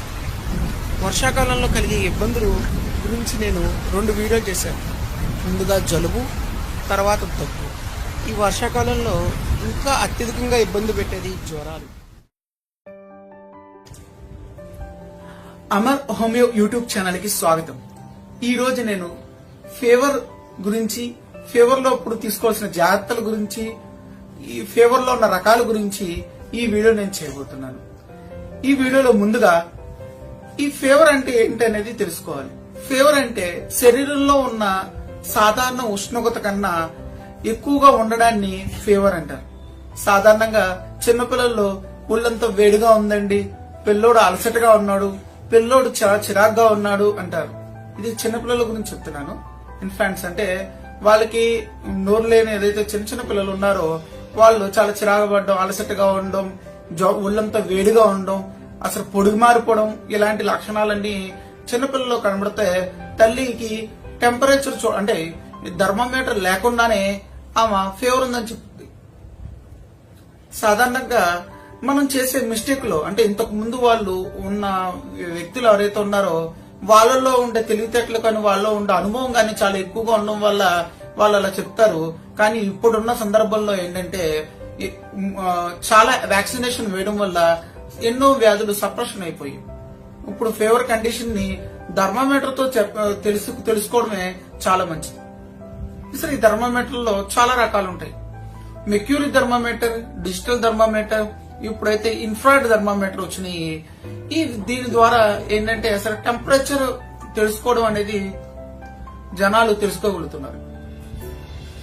సాధారణంగా ఏదైతే ఈ కోవిడ్-19 సందర్భంగా అందరూ జ్వరం వచ్చినప్పుడు థర్మామీటర్ చూసుకోవడం మొదలు పెట్టారు. ఇంతకు ముందు జ్వరం వేడిగా ఉంటే చాలు టాబ్లెట్ వేసుకోవడం మొదలు పెట్టేవారు. కానీ ఇప్పుడు తీరు మారింది. అందరూ కూడా హెల్త్ అవేర్నెస్ వచ్చింది. దీంట్లో ముందుగా తెలుసుకోవాల్సింది ఏంటంటే అసలు జ్వరం ఉందో లేదో ముందు చూసుకోవాలంటే థర్మామీటర్ చెక్ చేయాలి. థర్మామీటర్ లో మీ దగ్గర కనుక డిజిటల్ థర్మామీటర్ ఉంటే, లేదంటే మెర్క్యూరీ థర్మామీటర్ ఉన్నా, లేదంటే ఇన్ఫ్రారెడ్ థర్మామీటర్ ఉన్నా, ఆ థర్మామీటర్ బట్టి ముందు ఎక్కడ చూడాలని చూడాలి. ఒక మెర్క్యూరీ థర్మామీటర్ అయితే సాధారణంగా పిల్లవాడు అంటే పళ్ళు లేనివాడు అయితే కనుక వాళ్ళు తొండంగా కూర్చోరు కాబట్టి వాళ్ళకి యాక్సిలరీ రీజన్ లో పెట్టడం సాధారణంగా మంచిది. పళ్ళు కొద్దిగా పెద్దవాళ్ళు అయితే కనుక నోట్లో పెట్టడం. కొంతమందికి చిన్నపిల్లల్లో అయితే ఈ రెక్టమ్ రీజన్ లో కూడా పెడుతూ ఉంటారు. ఈ రెక్టమ్ రీజన్ లో అది అనువైన నర్సులు, డాక్టర్లు అయితే బాగుంటది, కానీ తల్లిదండ్రులు అలాంటివి తీసుకోవడం అంత మంచిది కాదు. సాధారణంగా ఈ థర్మామీటర్ లో పెట్టడం తర్వాత అతి తెలుగు కొంతమంది ఏమైనా చేస్తారంటే యాక్సిలరీ రీజన్ లో వారలే రీజన్ కి టెంపరేచర్ తేడా ఉంది కదండి, ఒక్కొక్క చోట ఒక్కొక్కలా ఉందండి అంటారు. కానీ ఇక్కడ మనం గుర్తించాల్సింది ఏంటంటే ఏదో ఒక మ్యాండేటరీగా ఒక టెంపరేచర్ మాత్రమే మనం పెట్టుకోవాలి.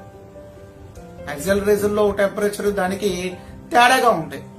సాధారణంగా రెక్టమ్ రీజన్ లోకి దీనికి వారలకి 1 డిగ్రీ తేడా ఉంటుంది. 1 డిగ్రీ రెక్టల్ రీజన్ లో ఎక్కువగా ఉంటది వారల్లతో పోల్చుకుంటే. అదే వారలకి యాక్సిల్ రీజన్ కి 1 డిగ్రీ తక్కువగా ఉంటుంది. అంటే యాక్సిల్ రీజన్ లో టెంపరేచర్ చూస్తే కనుక 1 డిగ్రీ తక్కువగా చూసుకోవాలి. ఈ విధంగా ఈ టెంపరేచర్ చూడడమే కాకుండా ఇప్పుడు ఇన్ఫర్ట్ అయితే డైరెక్ట్ గా మనం పెట్టగానే మామూలుగా అక్కడ ఉన్న టెంపరేచర్ అని నోట్ అవుతాయి. ఇంతకు ముందు చెవి దగ్గర టెంపరేచర్ కూడా చూసేవారు టెంపరేచర్ లో. అవి అంటే సాధారణంగా మల్టీ స్పెషాలిటీ హాస్పిటల్లో కనబడుతూ ఉంటాయి. మనకి ఇంట్లో తక్కువగా ఇవి యూజ్ చేస్తూ ఉంటారు. ఇంకా ఇండియా లాంటి కంట్రీలో అయితే డిజిటల్ థర్మామీటర్ కాకుండా మెర్క్యూరీ థర్మామీటర్ ఇంకా యూజ్ చేస్తూ ఉంటారు. సాధారణంగా ముందుగా అసలు టెంపరేచర్ నార్మల్ టెంపరేచర్ ఎంత ఉందో తెలుసుకోవాలి. ఇవి 2 రకాలు, ఫారెన్ డిగ్రీస్ ఒకటి, మామూలు సెల్సియస్ డిగ్రీస్ ఒకటి.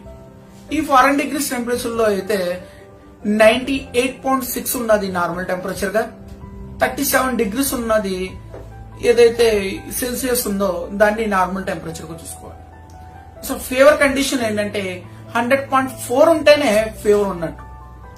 అక్కడి నుంచి మనకి ఎంత ఎక్కువగా ఉన్నది ఫీవర్ కండిషన్, 99 ఉన్నా ఫీవర్ కాదు. ఇంకా ఈ ఏదైతే టెంపరేచర్ తెలుసుకోవడం మనం డిగ్రీస్ లో ఉన్నాయో దీని తర్వాత తెలుసుకోవాల్సిన విషయం ఏంటంటే అసలు ఈ ఫీవర్ కండిషన్ లో ఈ టెంపరేచర్ ని ఎన్నిసార్లు చూడాలి, ఈ ఫీవర్ ని ఎలా నోట్ చేయాలంటే సాధారణంగా అసలు ఫీవర్ వచ్చిన కండిషన్ లో ముందుగా ఆ పేషెంట్ కి టాబ్లెట్ మనం యూజ్ చేస్తే యూజ్ చేయకముందు ఫీవర్ ఎంత ఉంది, యూజ్ చేసిన తర్వాత ఫీవర్ ఎంత ఉంది, మళ్ళీ రిపీట్ చేయాలంటే ఎంత ఫీవర్ ఉందని తెలుసుకోవాలి. దీనికన్నా ముందు మందులు యూజ్ చేయడం కన్నా ముందు అసలు ఈ ఫీవర్ వస్తే అసలు ఈ ఫీవర్ ని చెక్ చేయడం ఎలా అనేది కూడా తెలుసుకోవాలి. ఏదైతే నోట్లో పెట్టామో లేదా డిజిటల్ థర్మామీటర్ అనుకోండి సౌండ్ వస్తుంది, దాన్ని బట్టి మనం టెంపరేచర్ చెక్ చేస్తాము. అదే మామూలు మెర్క్యూరీ థర్మామీటర్ అయితే నోట్లో అయితే మినిమం 40 సెకండ్స్ వరకు ఉంచుకోవాలి. ఈ 40 సెకండ్స్ అనేది మ్యాండేటరీ. మినిమం 20 సెకండ్స్ నుంచి ఎక్కువగా 40 సెకండ్స్ వరకు లోపల ఉంటే మనకి టెంపరేచర్ అనేది సరిగ్గా నోట్ అవుతుంది. ఈ మెర్క్యూరీ థర్మామీటర్ ఉపయోగించేటప్పుడు పళ్ళున్న పిల్లలు ఉంటే గనక వాళ్ళకి నాలుక కింద పెట్టడం అనేది మంచిది, నోట్లో పెట్టడం కన్నా. ఎందుకంటే ఈ పళ్ళ కింద వాళ్ళు నొక్కితే ఆ మెర్క్యూరీ అనేది పగిలిపోయే లోనికి వెళ్లే అవకాశాలు ఉంటాయి. ఇంకా ఈ థర్మామీటర్ లో ముందుగా చూడాల్సింది ఏంటంటే మీరు ఒకవేళ ఈ రెక్టల్ రీజన్ లో ఉంచేది నోట్లో ఉంచకూడదు, నోట్లో ఉంచేది యాక్సిలరీలో ఉంచకూడదు. ఈ థర్మామీటర్లు అనేది చాలా ముందుగానే మీరు డిస్ఇన్ఫెక్టెడ్ చేయాలి. దాన్ని ముందుగానే స్పిరిట్ గానీ అంటే డెటాల్ తో కానీ కడిగి మొత్తంతో వాష్ చేసిన తర్వాత మాత్రమే హ్యాండ్ సోప్ వాటర్ తో కూడా దాన్ని వాష్ చేసినంత తర్వాత మాత్రమే దాన్ని యూజ్ చేయాలి. దీని తర్వాత టెంపరేచర్ నోట్ చేసుకున్న తర్వాత ముందుగా అసలు ఒక వ్యక్తి 100 డిగ్రీస్ దగ్గర ఉన్న తర్వాత ఆ టెంపరేచర్ ముందు నోట్ చేసిన తర్వాత ఆ తర్వాత తీసుకోవాల్సిన ముందు టెంపరేచర్ గుర్తుపెట్టగానే ముందు మనం చేయాల్సిన విషయం ఏంటంటే ఫోమింగ్ అంటారు, తడిగుడ్డ పెట్టడం. సెంటీగ్రేడ్స్ ఎక్కువగా ఉన్న కానీ తడిగుడ్డ పెట్టి ఆ తర్వాత ఏసీ అలాంటివి కాకుండా జస్ట్ ఫ్యాన్ కూడా ఎక్కువగా తగలకుండా అతను రెస్ట్ తీసుకునే పొజిషన్ లో పెట్టాలి. సాధారణంగా జ్వరం వచ్చినప్పుడు పిల్లలతో పాటు ఎవరైతే జ్వరం వచ్చిన పిల్లలు ఉన్నారో వాళ్ళతో పాటు వీళ్ళు టీవీ చూస్తుంటారు, లేదంటే బాబుకి వీడియో గేమ్ ఇస్తుంటారు, లేదంటే వాళ్ళు ఆడుకోమని చెప్తుంటారు ఇంట్లో కూర్చుని. కానీ ఫీవర్ వచ్చిన టైంలో మనం బాబుని లేదా పాపని పూర్తిగా రెస్ట్ తీసుకోవాలి. ఎటువంటి మెంటల్ ఫిజికల్ ఎగ్జాస్షన్ అనేవి జరగకూడదు. ఇవి కాకుండా ఏసీ అలాంటి ఫ్యాన్ అలాంటి ఫోమింగ్ మరీ ఎక్కువగా తగలకుండా బయటి గాలి తగిలేలాగా ఉండడం మంచిది. ఎందుకంటే ఈ టెంపరేచర్ ఎక్కువ ఉన్నప్పుడు ఈ టెంపరేచర్ ఏసీ కానీ దీంట్లో కానీ సరైన మనకి ఈ టెంపరేచర్ డిగ్రీస్ ఫీవర్ అనేది కండిషన్ స్పీడ్ గా తొందరగా రాదు. ఇది కాకుండా ఏదైతే ఈ ఫీవర్ ఉన్న కండిషన్ లో డైట్ అనేది చాలా మంది అడుగుతూ ఉంటారు. ఫీవర్ టైంలో భోజనం పెట్టచ్చండి, ఫీవర్ టైంలో ఏదైనా ఇవ్వచ్చండి అంటారు. కానీ సాధారణంగా చెప్పాలంటే ఫీవర్ అంటే ఇన్ఫర్మేషన్ స్టార్ట్ అయిందే లోన మనకి సిస్టమ్ అనేది చాలా వీక్ గా ఉన్నది కాబట్టి ఈ సందర్భంలో మనం డైట్ తీసుకోవడం కన్నా లిక్విడ్స్ తీసుకోవడం చాలా మంచిది. సాధారణంగా ఇడ్లీ పెట్టామని దోశ పెట్టామని అంటారు, కానీ ఇడ్లీ దోశ అంటేనే ప్రోటీన్ ఫుడ్ కదా. మనం దాన్ని ఫెర్మెంటేషన్ అయిన తర్వాత దాన్ని మళ్ళీ మనం ఉడకబెట్టి మనం ఇస్తాము. దానికన్నా జనరల్ గా లిక్విడ్ ఒక పాలు కానీ లేదంటే ఏమైనా బార్లీ వాటర్ కానీ ఇలా లేదంటే మీ ఇష్టం వచ్చిన వాటర్ ని తాగిస్తూ ఉంటే మంచిది. ఫీవర్ కండిషన్ లో ఎంత హైడ్రేట్ అంటే వాటర్ లిక్విడ్స్ ఎక్కువగా వేస్తే వాళ్ళు అంత తొందరగా మనకి సెట్ అవుతారు. అందుకని ఇంతకు ముందు లంకనం పరమౌషధం అని అనేవారు. అంటే పూర్తిగా ఫీవర్ ఉన్నప్పుడు మార్చేసేవాళ్ళు, ఫుడ్ పెట్టేవారు కాదు. మీకు ఏ శాస్త్రం హోమియోపతి కాదు ఆయుర్వేదం కాదు ఎవరైనా సరే ముందేం చెప్తారంటే చాలా పలచటిగా అరిగేటి పట్టండి అని చెప్తుంటారు. భోజనం పెట్టేమని ఎవరో చెప్పరు. కానీ మనం దాన్ని ఏం చేస్తామంటే పెట్టేమన్నారు కదా అని ఆ రోజు అందరూ తినేలాగే జ్వరం ఉన్న పేషెంట్ కూడా భోజనం పెట్టేస్తారు. ఒకసారి మీరు ఆలోచించండి, సిస్టమ్ అనేది ఇన్ఫ్లమేషన్ కండిషన్ కి ఎదుర్కోవడానికి ఉంటే మీరు అప్పుడు బర్డెన్ గా జీర్ణశక్తి పెంచడానికి జీర్ణశక్తి అవేలా ఫుడ్ పెడితే ఆ జీర్ణశక్తి జీర్ణం జరగడానికి దానికి టైం పడుతుంది. కాబట్టి ఫీవర్ ఉన్న కండిషన్ లో ఫుడ్ పెట్టకపోవడమే మంచిది. కానీ లిక్విడ్స్ అనేవి తరచూ ఇస్తూ ఉండాలి. లిక్విడ్ కంటిన్యూ అవుతుంటే ఫీవర్ కండిషన్ అనేది తగ్గే అవకాశాలు ఉంటాయి. ఇవి కాకుండా ఫీవర్ కండిషన్ లో కవరింగ్ అప్ అంటే ఈ దుప్పటి కప్పుకోవడం అనేది చాలా కండిషన్ అనేది చూసుకోవాలి. ఈ దుప్పటి టెంపరేచర్ బట్టి అంటే ఎక్కువ టెంపరేచర్ ఉన్నప్పుడు కామన్ గా మలేరియా, ఫైలేరియా కండిషన్ లో లేదా యూరిన్ ఇన్ఫెక్షన్ కండిషన్ లో ఆల్రెడీ రైగర్స్ అంటారు బాగా వణుకుతో వస్తూ ఉంటాయి. ఆ కండిషన్ అప్పుడే దుప్పటి కప్పాలి తప్ప మామూలు కండిషన్ లో దుప్పటి లేకుండా ఫీవర్ ఫోమింగ్ పెట్టడం అనేది మంచిది. ఫోమింగ్ పెట్టడం కూడా అతి ఫోమింగ్ మరీ పూర్తి కూలింగ్ వాటర్ కాకుండా నార్మల్ టెంపరేచర్ లో ఉన్న వాటర్ ని పెట్టడం తలకి లేదంటే బాడీకి ఫోమింగ్ పెట్టడం అనేది శ్రేయస్కరం.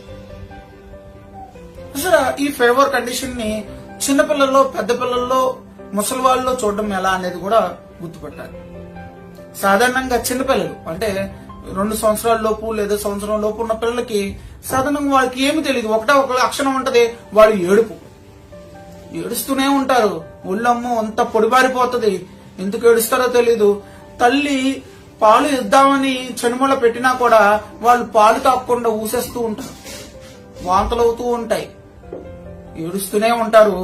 ఇవి కాకుండా వాళ్ళ ఏదైతే మంచినీళ్ళు ఇచ్చినా ఏది ఇచ్చినా తాగకుండా చాలా ఇబ్బంది పడుతూ ఉంటారు. ఈ కండిషన్ లో వాళ్ళకి మనం ఫీవర్ ఉందని టెంపరేచర్ చూడడం చాలా శ్రేయస్కరం. పెద్దవాళ్ళు అయితే ఫీవర్ రాగానే అంటే చిన్నపిల్లల్లో 14 ఏళ్ళ చిన్నపిల్లల్లో అయితే ఫీవర్ రాగానే వాళ్ళు వెంటనే నీరసపడిపోయి పక్క కూర్చుని పోతారు. వాళ్ళు వాంతులు వచ్చే అవకాశాలు ఉంటాయి. వాళ్ళ తలపోటు ఎక్కువగా ఉన్న లోపల సంవత్సరాల పిల్లల్లో సాధారణంగా ఈ కండిషన్స్ ఉంటే మనకు ఫీవర్ తీవ్ర స్థాయిలో ఉన్నట్టు అర్థం. మొట్టమొదటిది ఏంటంటే తలపోటు, రెండోది ఏంటంటే స్టిఫ్నెస్ ఆఫ్ ది నెక్. కొన్ని ఫీవర్ లో మెనింజైటిస్ అలాంటి ఫీవర్ లో స్టిఫ్నెస్ ఆఫ్ ది నెక్ అంటే మెడ గట్టిగా నిండిపోయి చాలా నోట్లో మాట రాకుండా పళ్ళన్ని బిగిసిపోయి ఉంటాయి. ఇలాంటి ఫీవర్ కండిషన్ లో స్టిఫ్నెస్ ఆఫ్ ది నెక్ ఉంటది. టెటనస్ ఫీవర్ లో ఇన్ఫెక్షన్ ఉన్న ఫీవర్ లో ఎక్కువగా ఉంటాయి. ఈ ఫీవర్ ఉన్నప్పుడు ఇది తీవ్రమైనగా వేటిని పరిగణిస్తామంటే ముందుగా తలపోటు ఎక్కువగా ఉందన్న, స్టిఫ్నెస్ ఆఫ్ ది నెక్ మెడ గట్టిగా నిప్పు మొత్తం బిగిసిపోయినా, ఇంకా మాటలు తడబడుతున్నా, కలవరంతలు ఎక్కువగా వస్తున్నా, కన్ఫ్యూజన్ స్టార్ట్ అవుతున్నా, ఈ కండిషన్ చాలా తీవ్రమైన కండిషన్ ఫీవర్లు. ఈ సందర్భంలో మనం దగ్గరగా ఉన్న డాక్టర్ దగ్గరికి తీసుకెళ్ళడం ఎంతో శ్రేయస్కరం. ఇంకా ఈ ఫీవర్ లో అసలు ముందు మనం చేయకూడదు ఏంటి సందర్భం అనేది చూడాలి. సందర్భం ఫస్ట్ మొదటిది ఏంటంటే ఈ కూలింగ్ లేదా ఏసీలో లేదా ఫ్యాన్ లో అతనికి చల్లదనం కలిగించకుండా కొద్దిగా మామూలు టెంపరేచర్ రూమ్ టెంపరేచర్ లో ఉండడం చూడాలి.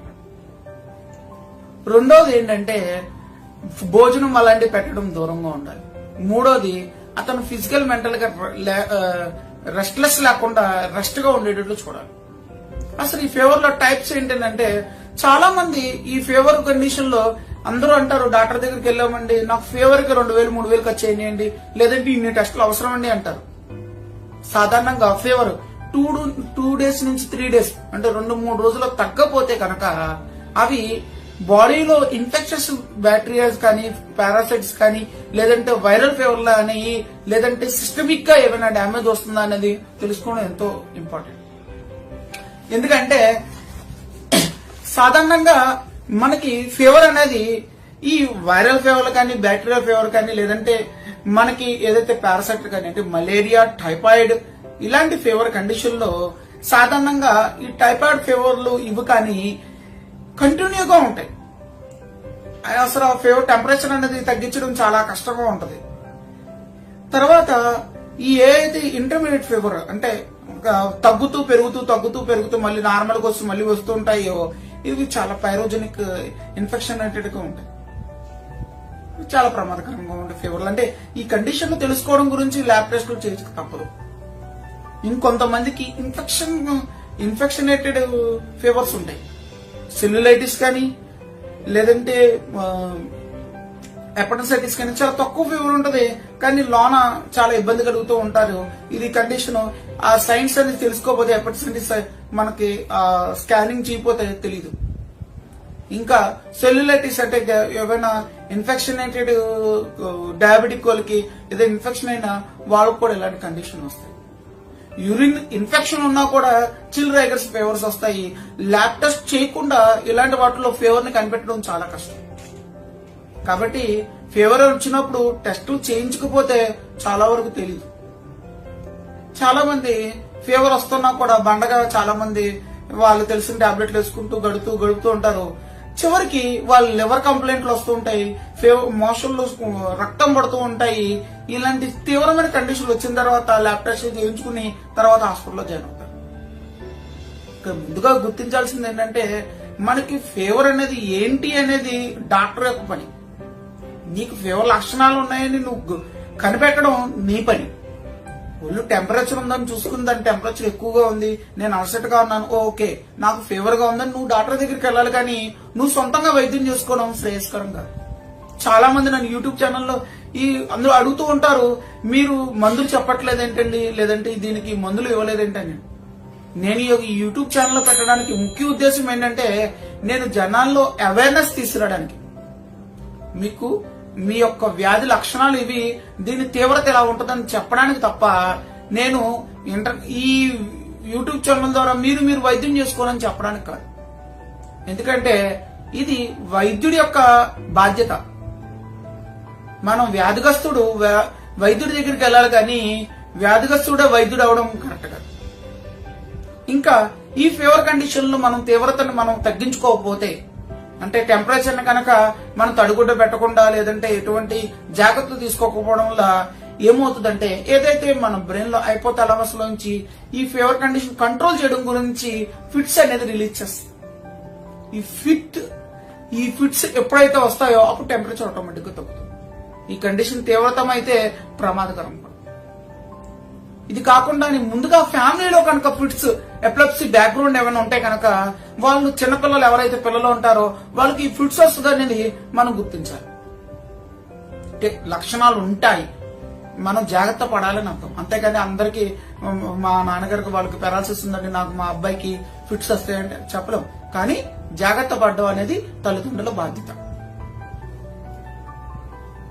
ఈ ఫీవర్ కండిషన్ లో మనం గుర్తించాల్సిన విషయం మొట్టమొదటిగా ఏంటంటే ముందుగా మనకి లక్షణాలు తీవ్రతం అవ్వకుండానే వైద్యుడి దగ్గరికి వెళ్ళడం ముఖ్యం.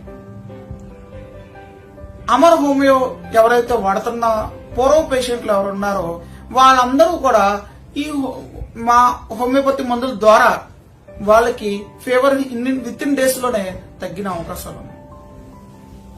చాలా మంది టెస్టిమోనియల్లో వాళ్ళు ఫీవర్ ని ఎంతలా బాగా తగ్గించుకున్నారో, వాళ్ళ పిల్లల ఫీవర్ ని ఇంతకు ముందుతో పోల్చుకుంటే ఎంత తొందరగా తగ్గినాయి అనేది కూడా టెస్టిమోనియల్ ఉంది.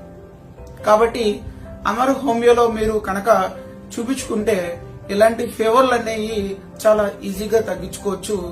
ఈ విధంగా నేను ఏవైతే ఫీవర్ కు సంబంధించిన విషయాలని మీ ముందు నేను చెప్పగలిగాను అనుకుంటున్నాను. ఇంకా మీకు ఏవైనా సందేహాలు ఉంటే నా కామెంట్ బాక్స్ లో టైప్ చేయండి. ఈ వీడియో మీకు నచ్చితే కనుక లైక్ చేయండి, కామెంట్ చేయండి, సబ్స్క్రైబ్ చేయండి, అందరికీ షేర్ చేయండి.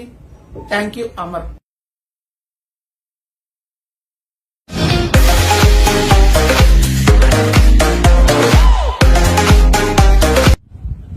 అమర్ హోమియో యూట్యూబ్ ఛానల్ కి స్వాగతం. ఈ రోజు నేను వర్షాకాలంలో ప్రమాదకరమైనది, అందరికీ తరచుగా ఇబ్బంది పడేది అయిన డైజెస్టివ్ సిస్టమ్ లోని వ్యాధుల గురించి ఈ వీడియో చేస్తున్నాను. ఈ వీడియోలో వర్షాకాలంలో డైజెస్టివ్ సిస్టమ్ మీద ఎటువంటి ప్రభావం ఉంటుంది, దాని ద్వారా ఫ్యూచర్ లో వచ్చే ఇబ్బందులు ఏంటి, దాని గురించి ఈ వీడియోలో క్లుప్తంగా తెలియజేయాలనుకుంటున్నాను. ముందుగా డైజెస్టివ్ సిస్టమ్ గురించి తెలుసుకోవాలి. ఎక్కడైతే నోటి ద్వారా నుండి కిందకి యానల్ రీజన్ వరకు ఉందో దానంతా డైజెస్టివ్ సిస్టమ్ అంటారు. సాధారణంగా ఈ వర్షాకాలంలో అత్యంతగా ఇబ్బంది పడేది వ్యాధుల్లో డయేరియా, వాంతులు, విరోచనాలు, ఇవి కాకుండా మోషన్లో మంట, నిప్పి, జగట విరోచనాలు, గమ్ విరోచనాలు, ఇలాంటి విరోచనాలతో ఎక్కువగా ఇబ్బంది పడుతూ ఉంటారు. సాధారణంగా ఈ విరోచనం గురించి మనం తెలుసుకోవాలి. అసలు ఆ విరోచనం అంటే ఏంటంటే బాడీలో ఏదైతే వ్యర్థ పదార్థం ఉందో దాన్ని మనం బయటికి గెంటేసే దాని ద్వారా ఈ యానల్ రీజన్ ద్వారా బయటకు వస్తుంది. సాధారణంగా చిన్నపిల్లల నుంచి మనం గమనిస్తూ ఉంటాము, ఈ మోషన్ గట్టి కావడం, లేదంటే మెత్త కావడం, లేదంటే విరోచనాలు ఎక్కువ కావడం, ఇవన్నీ చూస్తూ ఉంటాము.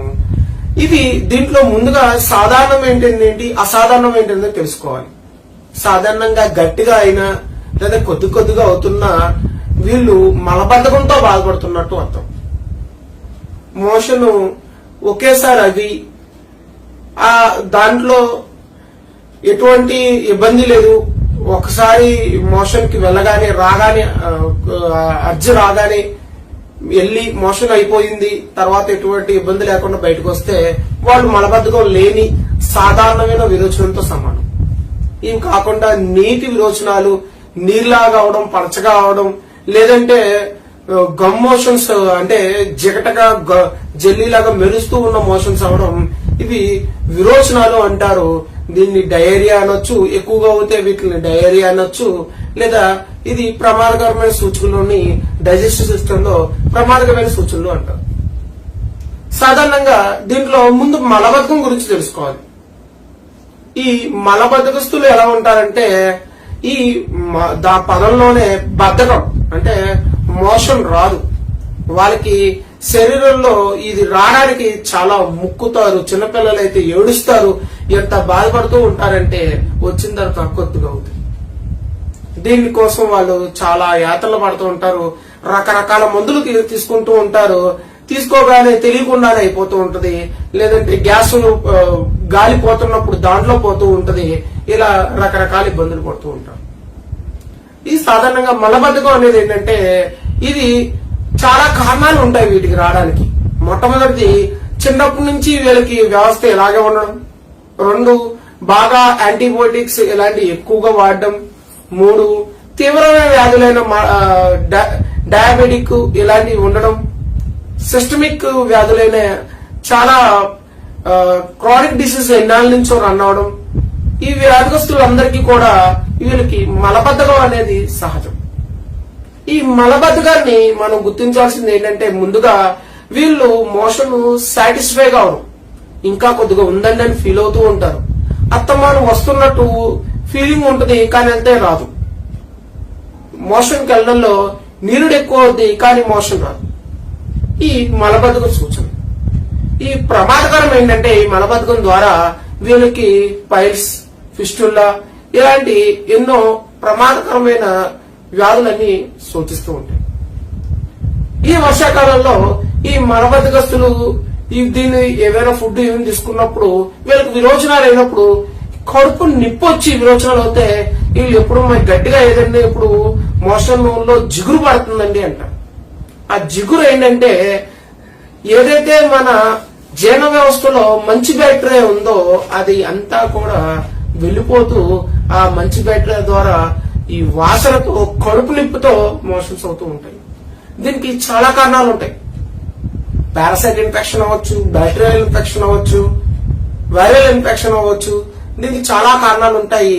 దాన్ని మనం వైద్యుల ద్వారా టెస్ట్ చేయించుకుని మాత్రం చెప్పగలం. టెస్ట్ ద్వారానే ఇటు మనకి బయటికి తెలుస్తాయి. ఇంకా సాధారణ విరోచనం. ఈ సాధారణ విరోచనం అంటే ఏంటంటే ఈ ఎప్పుడైతే మోషన్కి వెళ్ళాలని కోరిక లేదా అర్జం వస్తుందో వెళ్ళగానే ఒకసారిగానే పూర్తిగా అయిపోతుంది. ఆ తర్వాత వాళ్ళు ఎటువంటి ఇబ్బంది పడరు. దాన్ని కొంత హోల్డ్ కూడా చేయగలరు, కాసేపు ఆపగలరు. అంటే ఎక్కువసేపు ఆపితే అది సాధారణ మంచి పద్ధతి కాదు. కొద్దిసేపు ఆపగలరు, కానీ మలబద్ధకస్తులోను విరోచనాల్లోనూ ఆపలేరు వాళ్ళు. గ్యాస్ పోతున్నప్పుడు కూడా వెనకాల నుంచి మలం అనేది పోతూ ఉంటుంది. వీళ్ళు ఎటువంటి ఇబ్బంది పడరు, నిప్పి మంట ఎటువంటి ఉండదు. తర్వాత విరోచనాలు లేదా డయేరియా. ఈ డయేరియా అంటే విరోచనాలు సాధారణంగా ఈ వర్షాకాలంలో కలరా, ఇంకా టైఫాయిడ్ లో కండిషన్ లో కూడా కొన్ని విరోచనాలు అవుతూ ఉంటాయి. రక్త విరోచనాలు, నల్లగాంటి విరోచనాలు అవుతూ ఉంటాయి. ఈ విరోచనాలు ముందుగా గుర్తించాల్సిందంటే ఎక్కువగా అవుతూ ఉంటాయి. అయినా ప్రతిసారి నీరసపడిపోతుంటారు, తొందరగా డీహైడ్రేట్ అయిపోతూ ఉంటారు. ఇవి గుర్తించడం ఎలా అంటే కడుపు నొప్పి ఉంటది, లేదంటే ఎక్కువగా అవుతూ ఉంటాయి, లేదంటే నీరసపడిపోతూ ఉంటారు, పెదాలు ఆరిపోతూ ఉంటాయి. ఈ విరోచనాల్లో పలచగా అవడం కానీ, నీరు రావడం కానీ, లేదంటే ఇండైజెస్ట్ మెటీరియల్ అవుతూ ఉండడం కానీ ఇలాంటివి జరుగుతూ ఉంటాయి. వీటికి గల కారణాలు ఏంటంటే కంటామినేటెడ్ అంటే అపరిశుభ్రమైన ఏదైతే వండేటప్పుడు కానీ ఈగలు వాడడం కానీ మిగతా ఏదైనా ఉండడం వల్ల ఆ పదార్థాలు తీసుకున్నా లేదా తాగినా ఈ విరోచనలు అవుతూ ఉంటాయి. వీటి వల్ల చాలా ప్రమాదకరం. వీటిని గుర్తించడం ఇనీషియల్ స్టేజ్ లో గుర్తించకపోతే ఎంత ప్రమాదకరం ఏంటంటే డీహైడ్రేట్ అయిపోయి మనిషి చనిపోయే అవకాశాలు కూడా ఉన్నాయి. వర్షాకాలంలో అత్యంత ప్రమాదకరమైంది ఈ డయేరియాని. దీన్ని మనం గుర్తించగానే ముందు కొద్దిగా ఏదైతే వాటర్ లో లైట్ గా సాల్ట్, లైట్ గా షుగర్ వేసుకోవాలి తప్ప ఎక్కువ సాల్ట్, ఎక్కువ షుగర్ వేసుకున్న విరోచనాలు ఇంకా ఎక్కువ అవుతాయి. పల్చటి ఫుడ్ తీసుకోవడం ప్రయత్నించాలి. అంటే జావా లేదంటే ఉప్పు తక్కువ వేసుకుని తీసుకోవడం పట్టించాలి. టీ కాఫీలకు దూరంగా ఉంటే ముందుగా ఈ విరోచనాలు కొద్దిగా మనం తీసుకుని తర్వాత బయటకు వెళ్లి ఏదైతే ఆ హాస్పిటల్లో వైటాలిటీ చూసి అంటే పల్స్ రేటు, హార్ట్ రేట్ చూసి దాన్ని బట్టి మనకి టాబ్లెటా లేదా సెలైన్ ఎక్కించాలా అనేది చూస్తాం. సాధారణంగా ఈ వర్షాకాలంలో ఎక్కువగా మనకి ఇబ్బంది పడేది ఈ విరోచనాల ద్వారా. వీటి ద్వారానే కొత్త కొత్త వ్యాధులను మనకి తెలుస్తూ వస్తాయి. దీంట్లో పారాసైట్ ఇన్ఫెక్షన్ అనేది చాలా ప్రమాదకరం. దీని ద్వారా ఐబిఎస్ లాంటి ఇరిటేటివ్ బౌల్ సిండ్రోమ్ కూడా తయారవుతూ ఉంటాయి. ఈ పారాసైట్ లోని ఏదైతే ఈ లెంబ్రికస్ ఉందో వీటిలో ఉన్న ఈ పారాసైట్ ఇన్ఫెక్షన్ మన శరీరంలో ఉన్న రక్తాన్ని అంతా పీల్చేస్తూ ఉంటది. దీనికి మనం ఎలా ప్రయత్నం దీన్ని తప్పించుకోవాలంటే ఈ కడిగిన వస్తువులు ఈ చేతులు కడుగుతూ ఉండాలి. ఈ ఏదైనా కూరగాయలు కానీ ఏదైనా బయట తీసుకొచ్చినప్పుడు అవి ఉప్పు నీళ్లతో బాగా కడిగి ఆ తర్వాత వాడాలి. వేడిగా ఉన్న వస్తువులు తీసుకోవాలి. ఎక్కడా కూడా డైరెక్ట్ గా ఏది బేర్ హ్యాండ్ తో కానీ బేర్ ఫుట్ తో కానీ తిరగకూడదు. ఎందుకంటే ఈ పారాసైట్ ఇన్ఫెక్షన్ అనేది ఈ ఉపరితలం మీద ఉండడం వల్ల ఇది తొందరగా డైజెస్టివ్ సిస్టమ్ ద్వారా లోనికి వెళ్తూ ఉంటాయి, అన్ని వ్యాధులను కలిగిస్తుంటాయి. ఈ వర్షాకాలంలో అత్యంత ప్రమాదకరమైనవి ఈ జీర్ణ వ్యవస్థలో ఇవి. సాధారణంగా ఇవి మనం ఎలా తప్పించుకోవాలనేది కూడా నేర్చుకోవాలి. ముందుగా ఏంటంటే వేడివేడి ఆహార పదార్థాలు తీసుకోవాలి. కడిగి శుభ్రంగా ఉన్న పాత్రల్లో తీసుకోవాలి. అపశుభ్రంగా ఉన్న ప్రదేశాల్లో ఉన్న కూరగాయలని కడిగి తెచ్చుకోవాలి, లేదంటే వాటి తీసుకోకుండా ఉండడం తీసుకోవాలి. బయట ఫుడ్ ని అవాయిడ్ చేయాలి. ఎందుకంటే ఫుడ్ వేడిగా ఉన్న ఏదైతే మనకి వడ్డించే పాత్రలు శుభ్రంగా లేకపోయినా కూడా మనకి పారాసైట్ ఇన్ఫెక్షన్ అనేది తొందరగా వస్తూ ఉంటాయి. ఇవి కాకుండానే ఈ వీటిల్లో అసలు ఈ మలబద్ధకస్తులకి ఎలా తప్పించుకోవాలి, విరోచనాలు వచ్చినప్పుడు ఎలా తప్పించుకోవాలంటే వీళ్ళలో కొంతమంది అంటే కొన్ని ఒక్కోసారి ఇటువంటి వ్యాధులు కాకుండా మామూలు సాధారణంగా కూడా విరోచనాలు అవుతూ ఉంటాయి. ఆ రోజు ఏంటంటే నీరసం ఉండదు, కానీ కొద్దిగా బాడీ ఏంటంటే దానిగా రిపేర్ చేసుకున్నప్పుడు కొంత మోషన్స్ అయ్యి మళ్ళీ సెట్ అవుతూ ఉంటాయి. దానివల్ల ఎటువంటి వాళ్ళకి ఇబ్బంది ఉండదు, వాళ్ళ నీరసంగా ఉండదు, ఏముండదు. కానీ ఏంటంటే కొంత లాంగ్ ఉన్న ఏదైతే వాళ్ళ బాడీ కొద్దిగా రిపేర్ చేసుకుంటున్నప్పుడు అవుతూ ఉంటాయి. ఆ సందర్భంలో మనం భయపడక్కర్లేదు. ఎక్కువగా ఇంత నీళ్ళ విరోచనాల టైప్ అయితే అవుతుంది. కొంతమంది డైట్ ఫాలో అయ్యేటప్పుడు కీటో డైట్ అని, వాటర్ డైట్ అని, ఈ డైట్ ఫాలో అయ్యేటప్పుడు కూడా కొన్ని మోషన్స్ అవుతూ ఉంటాయి. వాటిలో కూడా ఇబ్బంది పడకం అవసరం లేదు. ఈ వర్షాకాలంలో మనం చాలా జాగ్రత్తగా తీసుకోవాల్సింది ఏంటంటే, ఏ ఫుడ్ తీసుకొచ్చినా వాటిని శుభ్రంగా కడుక్కోవాలి, శుభ్రంగా వండాలి, శుభ్రంగా తీసుకోవాలి. ఈ నీళ్ళల్లో వాటర్ను కూడా బాగా వేడి చేసి వాటర్ తాగితే ఆరోగ్యానికి మంచిది. ఈ కుళాయి వాటర్ తాగుతారు, ఆరో వాటర్ తాగుతారు, ఏవో వాటర్ తాగుతారు అనేది మీ ఇష్టం. కానీ ఈ వర్షాకాలంలో మీరు తీసుకునే దాన్ని బట్టే ఫ్యూచర్ ఆరోగ్యం అనేది మీది ఆధారపడి ఉంటుంది. ఈ వీడియోలో మీకు ఇంకేమైనా సందేహాలు ఉంటే ఈ వీడియోని లైక్ చేయండి, కామెంట్ చేయండి, షేర్ చేయండి, సబ్స్క్రైబ్ చేయండి. Thank you.